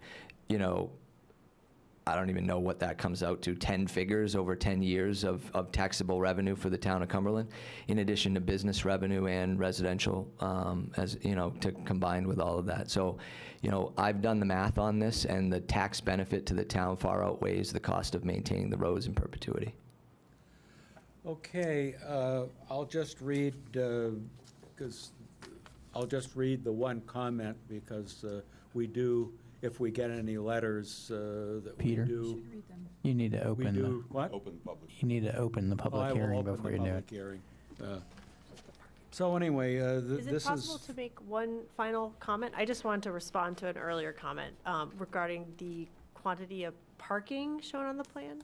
So this plan shows, in terms of designated parking areas and on-street parking, approximately 250 stalls. Obviously, because some of the businesses haven't fully been determined in that commercial area, and that will dictate the number of parking stalls required. We'd have to sort of negotiate that when we got within that level of design development, but that's, just wanted to give you that sense of that number for reference. Thank you. Sorry to interrupt. okay, so anyway, I've opened the, and this is from Timothy J. Nastro, 15 Falcon Drive, Cumberland Foreside. Comments: there are approximately 225 housing units within 6/10 of a mile span. This development would bring the number to over 500 housing units.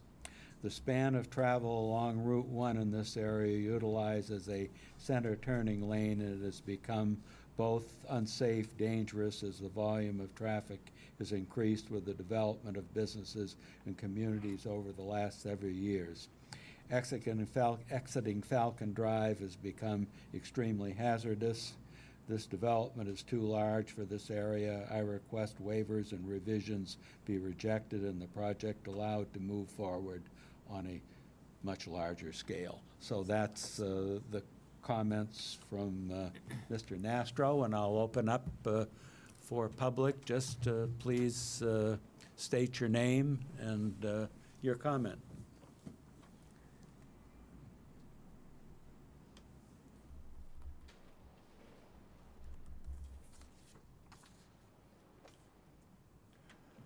Yes, yes, my name is Tom Foley. I live at True Spring Farms. We'd be up the street neighbors if this all goes through. And the only question I have at this stage of the game is, do you anticipate the need for traffic control systems in order to have safe traffic along the Route 1 corridor, based on the fact that we know there'll be a lot of increased traffic, and we've never had a street light between Falmouth and Yarmouth, with the exception of the one just below you. So do you think you would need additional traffic signals in order to have safe access to Skyview Ride?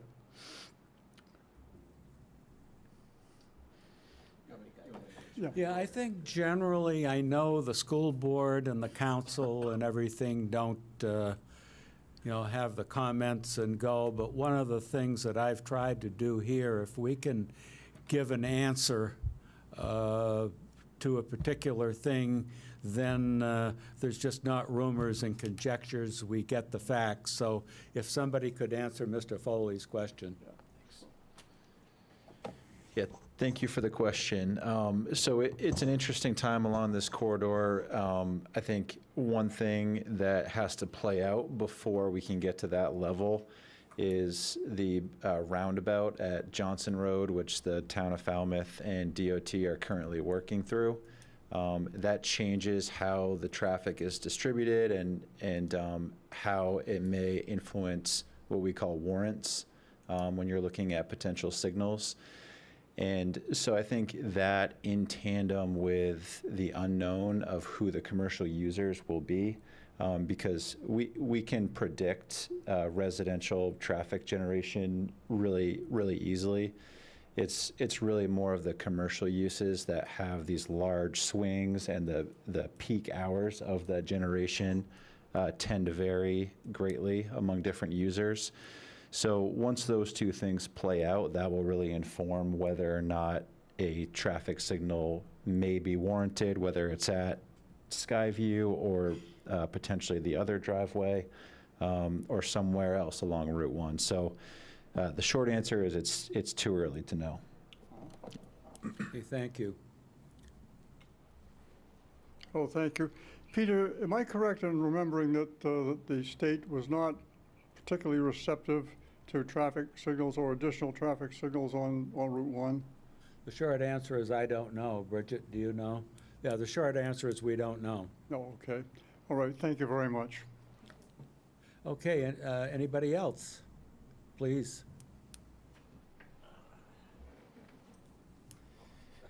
Good evening, all. My name is Dr. Sean McCloy. I'm the owner of 15 Skyview Drive, which is the medical office there just below you. And I've enjoyed having a business that is a blend of a professional medical office, combining a sense of peace and sanctuary for our patients, a healing space. Part of that vision that I had for my business was having a lot of green space around us, and I've enjoyed seeing the deer and the foxes and the turkey run through our yard. And I know that the development has to happen. I'm excited to have some commercial space above us so I can walk to get my lunch and not have to drive anywhere anymore. So I think it's a good project overall, definitely excited about it for the town. But I want to avoid any negative impacts to my own business being there. I'm really pleased that Peter Bingham, you mentioned preserving that green buffer as much as possible around the construction project. And so I want to preserve as much mature, currently existing vegetation above the ridge where we are, so we're not looking up at skyscrapers or having the whole thing clear cut and then little teeny trees being plopped in there. So please try to preserve that I guess southeastern buffer strip as much as you can. That would be very helpful for us. Also, just a little concerned about how long this project is going to go on. Will I be looking at construction trucks rumbling up my driveway for years and years and years. I know that that's kind of unavoidable, but we were dealing with a lot of ledge blasting for the two projects going in to the north of us, and a lot of disruptive construction. So again, that's really detrimental to the peaceful sanctuary that I've tried to create in my medical office. I don't know how much access can be granted along the other driveway coming in from Falmouth, where the current veterinary center is being built. Maybe that would be a good access point for your construction vehicles as the project moves forward. And then lastly is just worrying about erosion control. Currently, the unimproved road above us, we get a lot of rain spill off that's causing a lot of landscaping damage to my property. And so just be aware that there's a lot of water already moving off of that ledge, and want to control that as much as possible, both during and after the construction phase, so it prevents further damage to my property. But I think it's a good overall project, and thank you all for moving forward with it. Thank you. Appreciate it. Next person.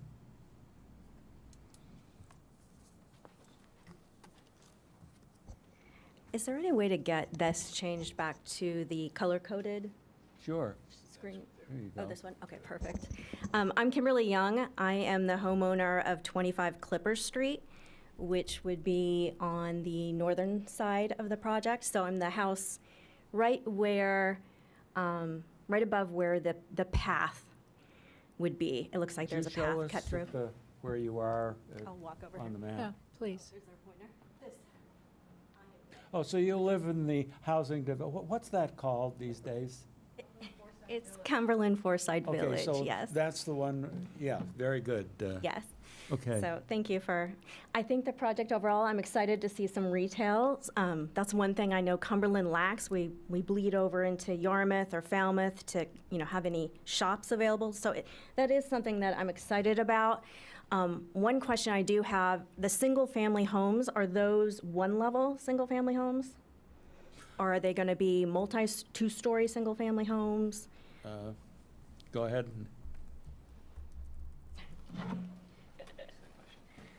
Thanks for the question. Right now, we don't know exactly whether they'd be one or two stories, but the goal is to keep them so that they're not, unaffordable or, way out of whack for the market. So I don't know. Okay. So that's a concern because I do sit up on a hill on my property. And Peter Kennedy, the previous owner of the land next to me, obviously, did build a berm and put trees and took the effort to try to create a good buffer to prevent, some of the visual impact that I may have anything being built. So I don't want to see that disrupted. My concern also is the proximity to my home, which is already sitting on an edge. Any blasting and all that could really impact my foundation, and I'm literally probably sliding off the slope already. So that's a concern. I don't know how much blasting will be done, if these are going to have basements, if it's just going to be for utilities. That's concerning. But the path, the pedestrian walkway is probably the biggest concern for me. Coming into our neighborhood, that would potentially, especially with retail shops, that's not going to be just the residents possibly using that path, but it's going to be bringing in other people that'll be walking pretty close proximity to the two homes that are right there. Also, we have the apartment complex north of us that, that will now, pull those people down in front of the homes go into the retail shop. Well, I appreciate the want to drive business to the retail shops from the neighboring housing division and apartment complex. I think the reality is there's, risk for me for safety. We have a storm drain really right there and a drainage system. I don't know how that's gonna be crossed over. I don't want the berm cut into. There is a lovely path along Route 1 right now that can be the connector for all of the apartments, for our housing division, as well as over in front of where the shops would be on the closer side to Route 1. So I would rather see that be driven than through the neighborhood unnecessarily. That's kind of my piece. And of course, a good green buffer, so as much as we can not, impact of the housing. So how is that berm working out, just as a question? The berm's great. I mean, we need to probably take care of it a little bit. So also the maintenance too, if there was a path, who would maintain that? Because our subdivision's probably not going to want to maintain that. But the berm's great. The trees are growing. We have evergreen trees that they put quite a few in that are getting much larger now that are blocking my view. Plus the trees on my lot block a good portion of the view. Okay. But yeah, I mean, there is, the bigger concern is that there's storm drainage that we put in there and runoff. So it's like you're cutting through that. And just, there's pet waste. There's people who be walking dogs. It's just, it brings in an element that I don't know, safety-wise, if I would feel comfortable with, just especially with the retail portion being there. We don't know who's walking through all hours of the night, potentially. Yeah. Okay. Thank you. Thank you.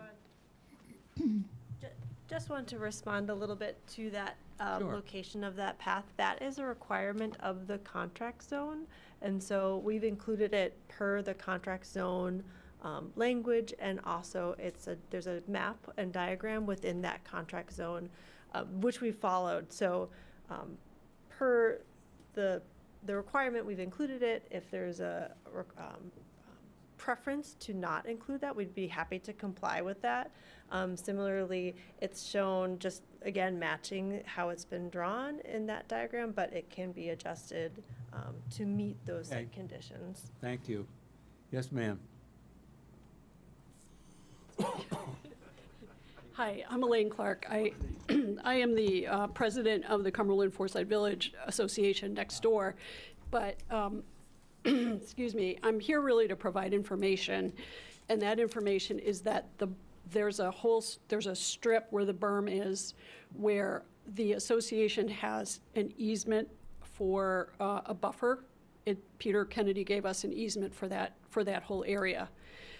We have the right to maintain it, add more trees, mow it, whatever. It's quite broad, and I don't know if you have a copy of that easement, but it's a lot of management belongs to the association. And then between this proposed project and Cumberland Forsyth Village, there's an easement, followed by a strip of land that's owned by the Homeowners Association that so far, the mini poll we've taken is the people adjacent to where this path would go are really they object to it because it would bring a lot of activity right in their dooryards. There's houses directly on either side. So that's the information I have for tonight. I know we had talked about this path 10 years ago, and it was eliminated, and I thought it was gone forever. And I'm kind of surprised to see it back. And it does cause some problems in terms of just property rights for the association, the easement, the property, and then these neighbors that would have to deal with strange people coming through right between their houses. Well, it sounds like something there that working with Bridget and the developers review this easement and all the elements, because I mean, that's a legal document, so that's got to be adhered to. And I think working with the developer and Bridget, we can find a way to sort this thing out. I think we can certainly take a look at it, but Yeah. as Kim said, there's a stormwater filter in between, and there's riprap right below Clipper Street. So there's this riprap to set up the drainage that would have to move, which is part of the site location of development permit and the permit granted by the DEP. So it's a highly engineered stormwater system.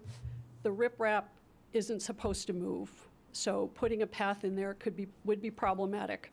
And the stormwater system is it's a religious experience for us. We maintain it very carefully. We work with the DEP all the time. We don't want to touch it. Thanks thank very you. much for listening. Well, thank you. We appreciate it. Well, thank you for the input. I think at the end of the day, part of the thing is working with you folks, and one of the things that there's going to be a very highly required stormwater management plan that obviously has got to be worked in conjunction with yours. You just can't have two separate things going down, so there's going to have to be engineering work that Acorn is gonna have to do to sort that out. And it's also will require the DEP to look at it, so there's a lot of hoops that are gonna have to be jumped for. Yeah, it's pretty complicated property, given the granite Right. base. Yeah. Well, thanks for the input. Thanks very much. Yeah. Anybody else?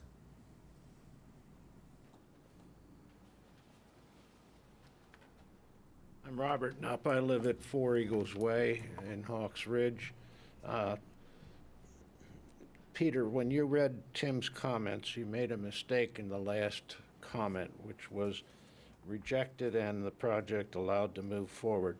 You said on a much larger scale. It should Oh, I'm be sorry. much smaller scale. Well, yes, and I apologize for that. It is to move forward on a much smaller scale. As I say, my kindergarten skills have slipped at 83. I want to use this map, which is in front of us here, to call your attention to those items that are red in color. Just so that we have a designation as you come to the T intersection, I propose that we call the one that goes to the north Mason and to call the one on the south Dixon. So we'll talk about Dixon for a second. I can't really see those numbers, but I think I remember from looking at them that there's the number 4 units, which appears on each one of those red buildings.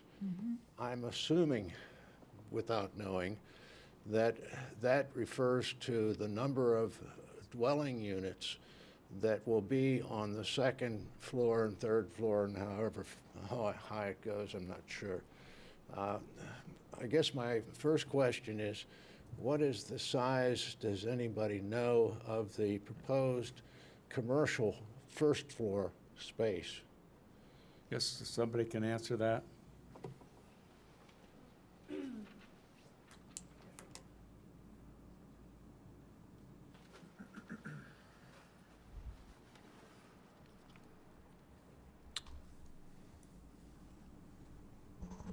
So all the first floor spaces are listed in their square footage for this. That would actually be the lot size. It's a little hard to see because we're actually showing potential lot lines through the units as one alternative. And so, for example, and I'll do it on this screen for the benefit of everybody. For example, if this strip, kind of this long skinny rectangle, is 5,020 square feet as the lot, then that first floor commercial space would be roughly 2,000 square feet, or about 40% of that lot. So as a whole number, each one of those rectangles building footprint would be approximately 1,800 to 2,000 square feet. But each separate unit, first floor unit, would be about 2,000 square feet. And that's the area Correct. that would be commercial. On the ground level, correct. And would it be served by bathrooms for both gender, sexes, or whatever? That's dangerous. Most likely, depending on the microphone so that the Okay, public can sorry. hear you. I asked him whether the first floor units would be served by bathrooms for both men and women. most likely depending on the end user. Okay, and that's the last question. Wait, don't leave. Do you have any idea what kind of end users you are seeking to get?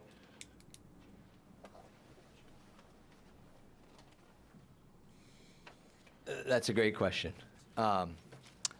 Contemplating the site, part of what we've tried to do, and again, we could have shown this as one big box building of commercial, 10,000 square feet, but the idea was to create kind of community scale commercial users, so 2,000 square feet, where someone might say, oh, well, I can fit in 2,000 today, but I might need 5,000 later. I'll buy both, lots, we'll call them, and, I'll expand into the other one. I have a friend of mine who's a foot and ankle doctor. This is the perfect opportunity for him. We have a daycare that's interested in the area. We have a smoothie and juice person who's interested in this development. We've gotten contacted by others, but the idea here is to create, more of a community scale commercial development in the area. What comes of it, I couldn't tell you, and the shape and size, I'm sure, will ebb and flow as the development takes shape.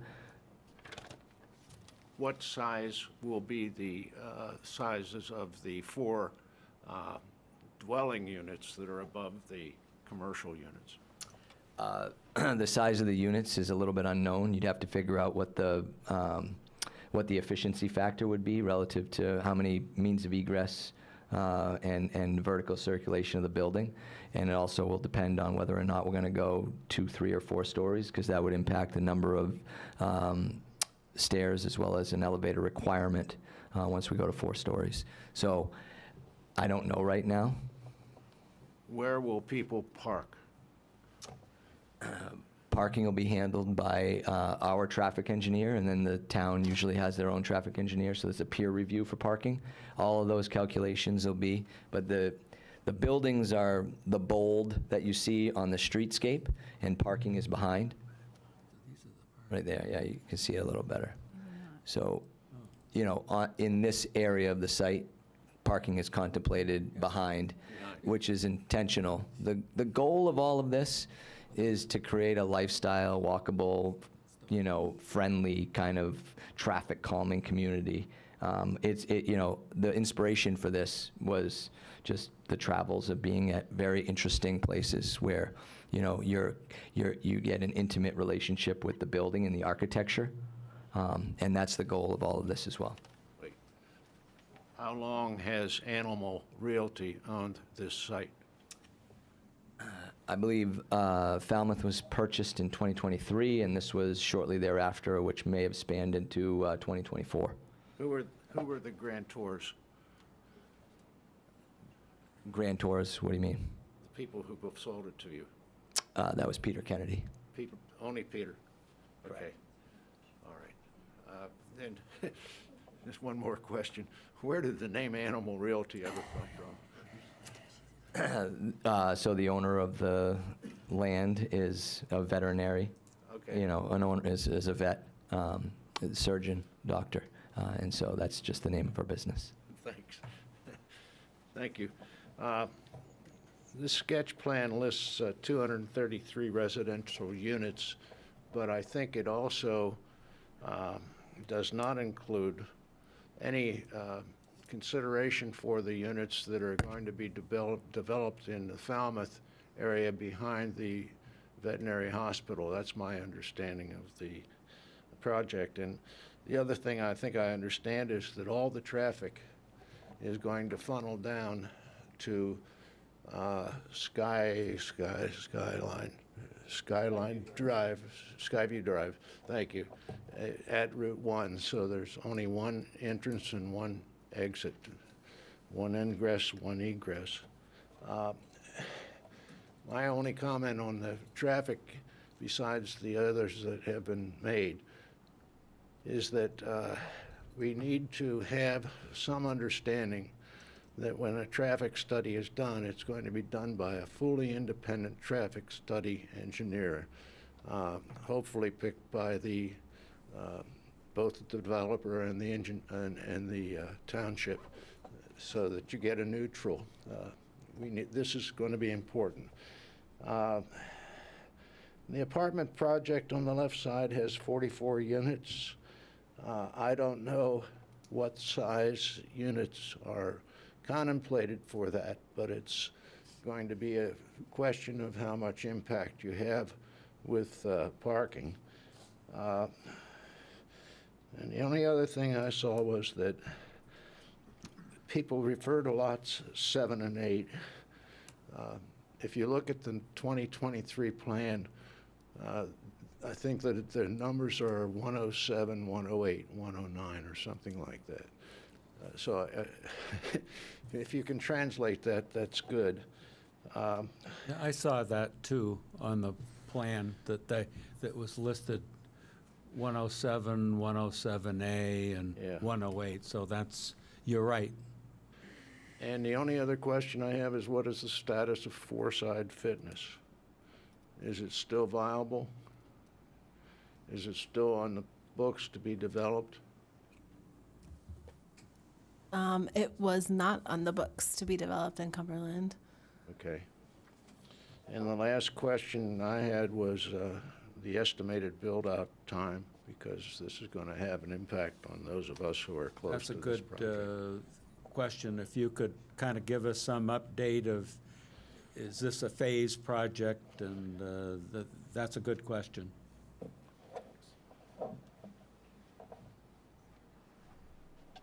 So I'll speak to the first round, and then I'll let Tim speak on phasing and potential timelines.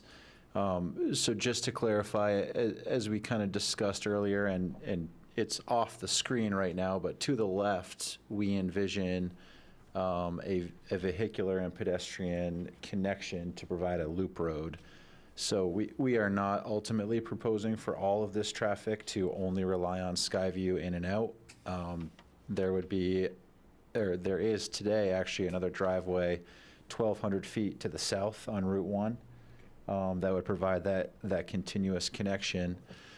And, you know, we understand that this is a pretty large project, but I just want to put it into perspective. When you take these 25 acres and look at them holistically with the 50 acres in Falmouth, and call it 400 total units, I mean, that total residential density is only around 5 units per acre.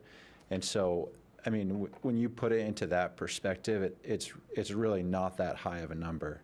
And what we're able to do, as been mentioned before, is incorporate these really nice open spaces, you know, whether that's shown at the middle or some of the conserved space around the outside. And then the last thing I'll speak to is the traffic study. So the typical process is we would retain a professional traffic engineer that would be an independent firm by Acorn. They would be hired by the developer. They do this every day for a living. They will provide their professional engineer stamp. It would then be peer reviewed by Goral Palmer, the town engineer. It will likely also find its way to Maine DOT. So there are several layers of review and professionals who will be looking at all aspects of the traffic component of this project. So, Tim, phasing? Thanks, Dan. From a phased standpoint, I mean, it would be a little bit unrealistic from my perspective to envision us being able to go in and do all of this as one big project. But in terms of phasing, I think the market will dictate, you know, the phasing of this. With the mouse, I'll kind of show you what our goals are and what our thoughts are initially. So Skyview Drive currently exists and dead ends somewhere in this area. You know, the goal here would be to permit and approve the Skyview Drive, the entrance coming in, and the main, what we're kind of coining as Main Street left and right, to be able to start to visualize the Town Village Center is the name we're giving it right now, as well as being able to market some of these commercial and residential spaces and access into Falmouth, which the work in Falmouth, although the development of the master plan in Falmouth is behind this development here in Cumberland, just due to their zoning changes that they had over the last 2 years. But the actual construction work for the commercial property of PVESC, the veterinary hospital, is already underway and almost complete. It'll be complete in September. And the other commercial use that we're envisioning is under LOI and will likely be completed in conjunction with the approval, hopefully, of this development in Skyview Drive and Main Street extension. So I would expect this to happen kind of in segments along what we're calling Main Street, the town village center, to create that sense of community. And then as the market, tells us that this is what they want, hopefully, additional houses and condos and apartments will become available. Thank you. I guess the one thing I would add on top of that is, as we go through each phase site plan, we are going to be beholden to the site plan expiration that was mentioned earlier. So there is that kind of safeguard built into it so that this isn't an open, never-ending project. A lot of those details and more specific timing gets flushed out at that more detailed site plan level. Okay. Thank you. Last but not least, I received from the town, as a part of their file that I reviewed, an amended and restated contract zoning agreement between the town of Cumberland and Heritage Village Development Group, Inc. I won't read the rest of it. Peter and I probably are the longest and most exposed to the contract zoning concept that has controlled this entire section of property. It's been through many iterations, and I have no idea, after having reviewed this, how or whether the contract zone will have to be amended in order to accommodate this project or any project that emanates from it. It's going to be a very interesting question. Okay, thank you. We do have a town attorney, so that obviously will work through.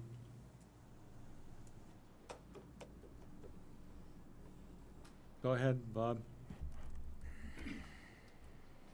Bob Vale, Cumberland Town Council. I've looked at this with a little bit of interest, and certainly you made the presentation before the council last year, and we made some modifications to the zoning to accommodate this. One of my things that I exercise, what is affordability, what is workforce housing, and we use the number 100%, we use the number 140%. It really doesn't mean anything. I go up to Food Stop in the morning, I get my coffee, and I have a little bit of banter back and forth with the folks who work there.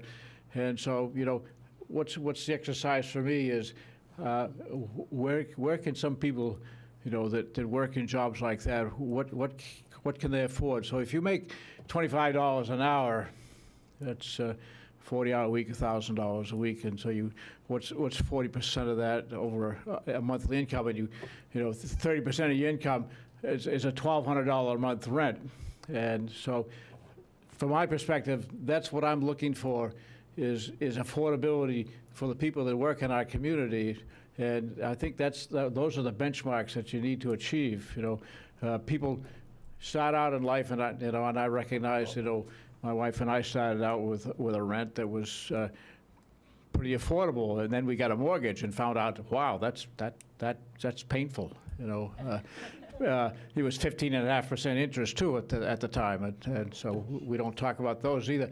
But that's the concept of upward mobility, and I'm going to look for those benchmarks as you move through this process and make sure that when we talk about workforce housing, does it really mean workforce housing? Let's not use the percentages of AMI and this or that. What is the dollar amount? How does that affect? Because that to me is the key to success here, and I'll be watching that closely. Thank you. Anybody else wish to comment? Hearing no more comments, I will close the public hearing, and really want to thank everybody for coming, because those were very, very good questions, a very good constructive discussion, and I think the developers got some good and constructive feedback, And so I'll turn it over to the council for anything else that they may want to say. Can you send us the contracts, the current contract zone? 'Cause Yes. I don't think it's in here. It's not in your packet. It is online, but I'll send you the link. Yeah. You're right, that thing has had 9 or 15 lives, and I think Dave Chase has blown up probably 2/3 of the property. I've been involved in this various sundry things between the council and the planning board and all of this thing, so it's kind of like Dracula. It comes out about 3 or 4 times a year, but on the other hand, with the Forsyth Village, the apartment things, there's been stuff that's come out of there, and this was kind of the last piece of the puzzle. So do you folks feel that you've gotten some decent feedback both from us, and so you can proceed? Okay, and thank you, and thanks everybody coming for the, as I say, very positive feedback. So that's it. That's it. Just move on to item 4. For now. And item 4 is a public hearing to review and make a recommendation to the town council regarding amendments to the Cumberland Code of Ordinances, Chapter 315-13, Office Commercial Zoning District. Bridget? Yep, so, well, no surprise, after the requests that we just received, we're now proposing the change to the Office Commercial South District to raise the maximum building height from 50 to 55 feet and lower the front setback for commercial and attached buildings only to 0 feet. So the red lines are in your packet. So any questions or comments from the board? Do you want to change it? To what? To just, like, I think, mixed I use? mean, I would feel more comfortable if the 0-foot front setback was only for commercial, where commercial use was on the first floor. Okay. So that it couldn't be, because right now it says mixed use, but it doesn't say. I also think there needs to be a minimum. If this was a 0-foot setback and that lot line's on a road, then I have an issue.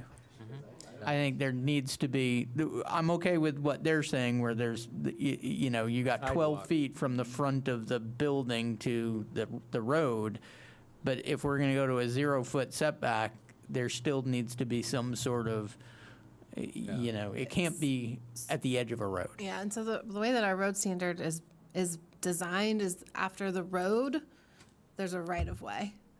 So that setback doesn't start until the edge of the right-of-way. So you're not, even in a 0-foot setback, you're not going to be right at the edge of the road, you're going to be at the edge of the right-of-way. As long as we got it like But 10 we can- feet between I'm fine. Okay.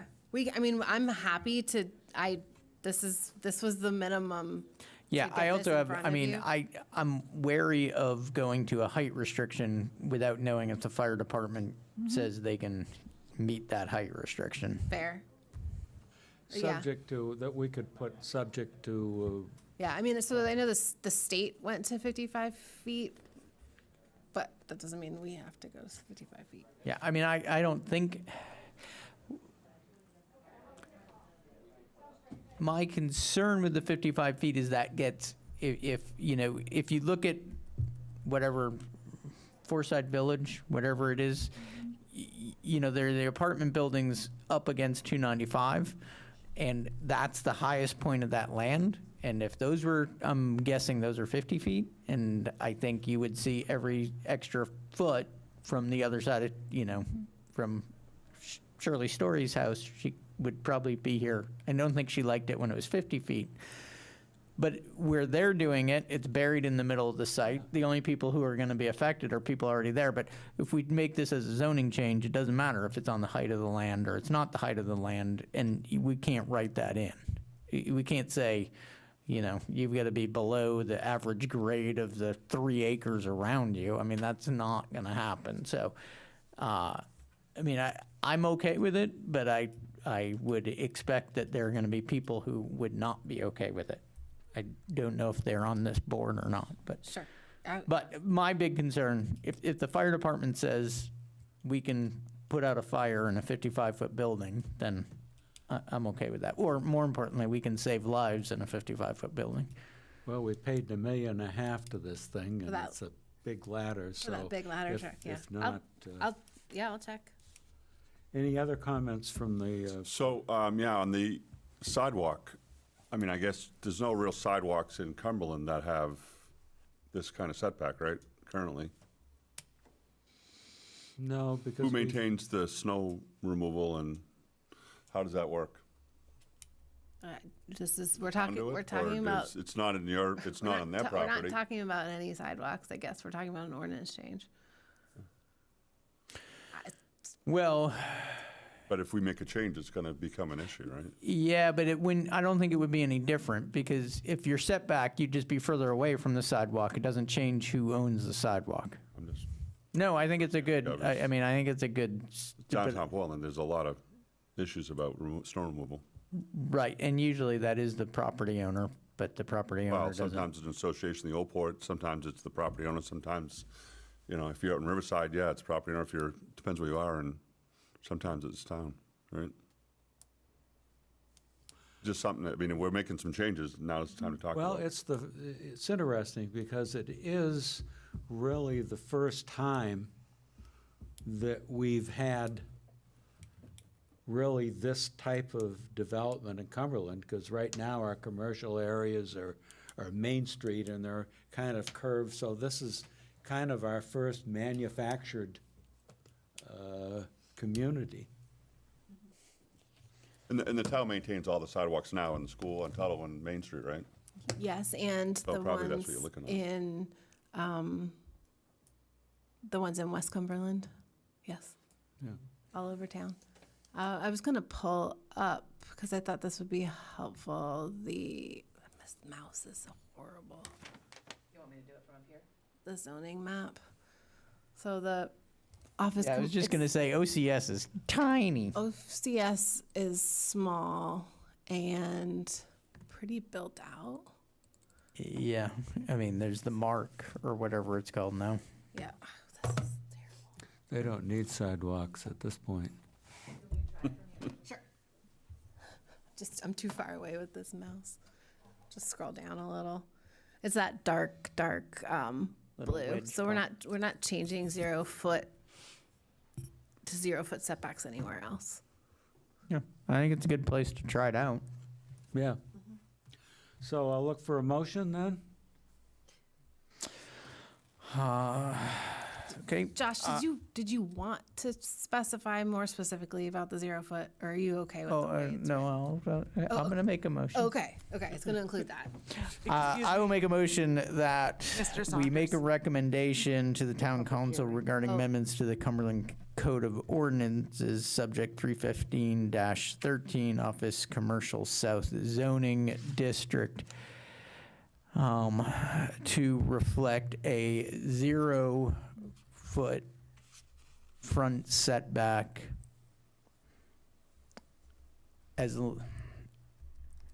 for mixed-use buildings when there's a commercial use on the first floor, and a reasonable minimum distance between the proposed use and the road, or a road. And that we increase the building height to a maximum of 55 feet, subject to the fire department's review and agreement. Looking for a second? And then do a public hearing. Oh, yes. Oh, Okay. well, that's what I would make a motion about. Okay, so anyway, I will open the public hearing for anybody that wants to speak on this. Sam, you want to throw it on None of us live in Cumberland. Doesn't make You can any still difference. speak. You just have to admit it when you go Yeah, up you there. just have to admit it. So You have if to any- come clean, that's all. Yeah, if anybody wants to speak on this, or it's the old quit while you're ahead trick. Yes, go ahead. Yeah, so you're all set. No, you're all set. Quit while you're ahead. Okay. Just good advice. So anyway, I will close the public hearing and go back to the board. Thank you. Do we want to remake that motion, or can we, Christina, what are my rules of order? Do we have to remake the motion? Did someone second it? No. No. I would remake the motion, yes. Oh, man. That was painful. Okay. Can I just ask one question before I can ask? a Sure. question Yeah, after? absolutely. That right of way, what is that? So it's Distance. this. Oh, it In, depends. in this, it's 50 feet. It's a 50 feet foot from the right of way. center line, right, of the road.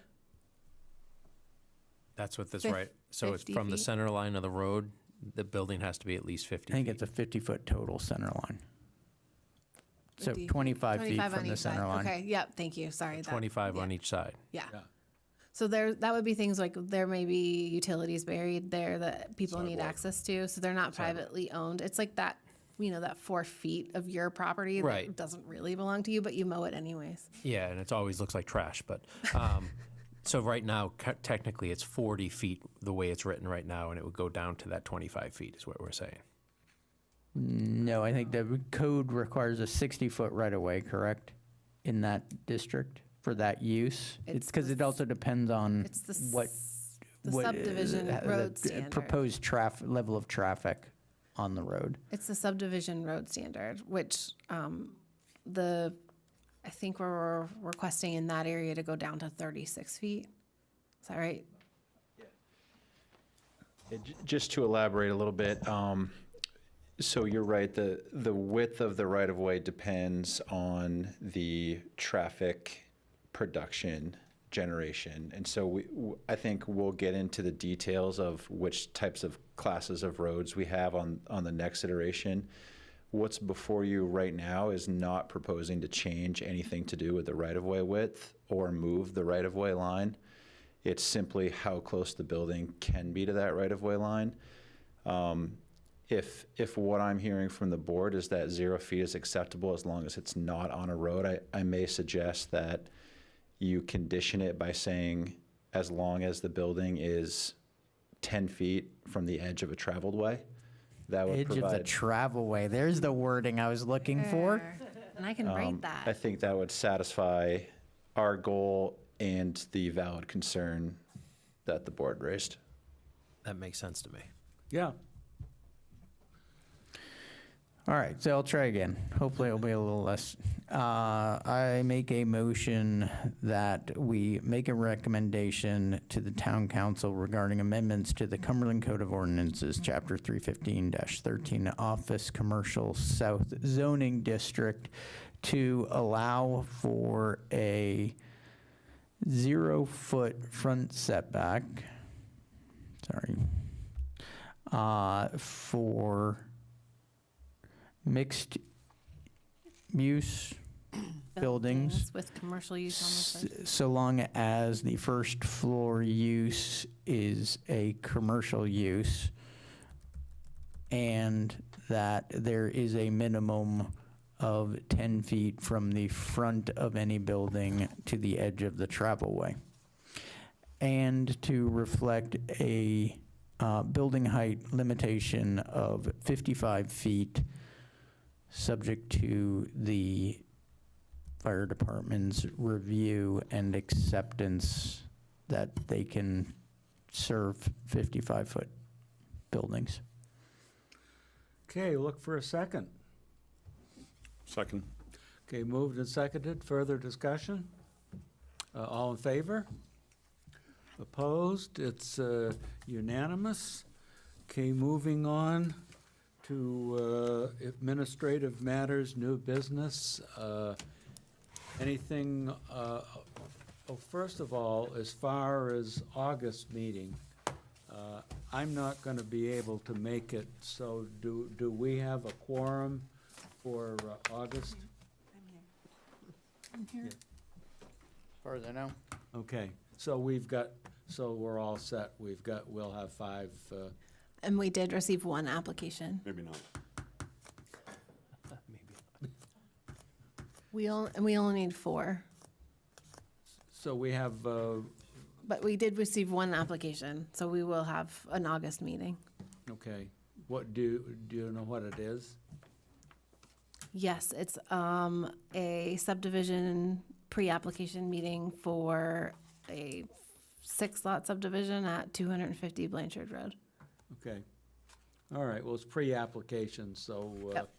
it's a look-see. It isn't anything where we'll have to make any decisions. Okay, any other administrative matters or new business? Yes, our comprehensive plan is out. Yes. It's out for public review, and the public hearing is scheduled for July 30th. Yeah, I'm thinking right now, because it goes to us, I think what we're going to do is see what the feedback is on the plan and see if the plan committee is going to have to meet to do any fine tuning. So I think the earliest that we'll see this is September, and for sure October. So I'll entertain a motion to adjourn. So moved. Second? I'll second it. Moved and seconded. Any discussion? All in favor? We're adjourned. Thank you, everybody. Thank you very much.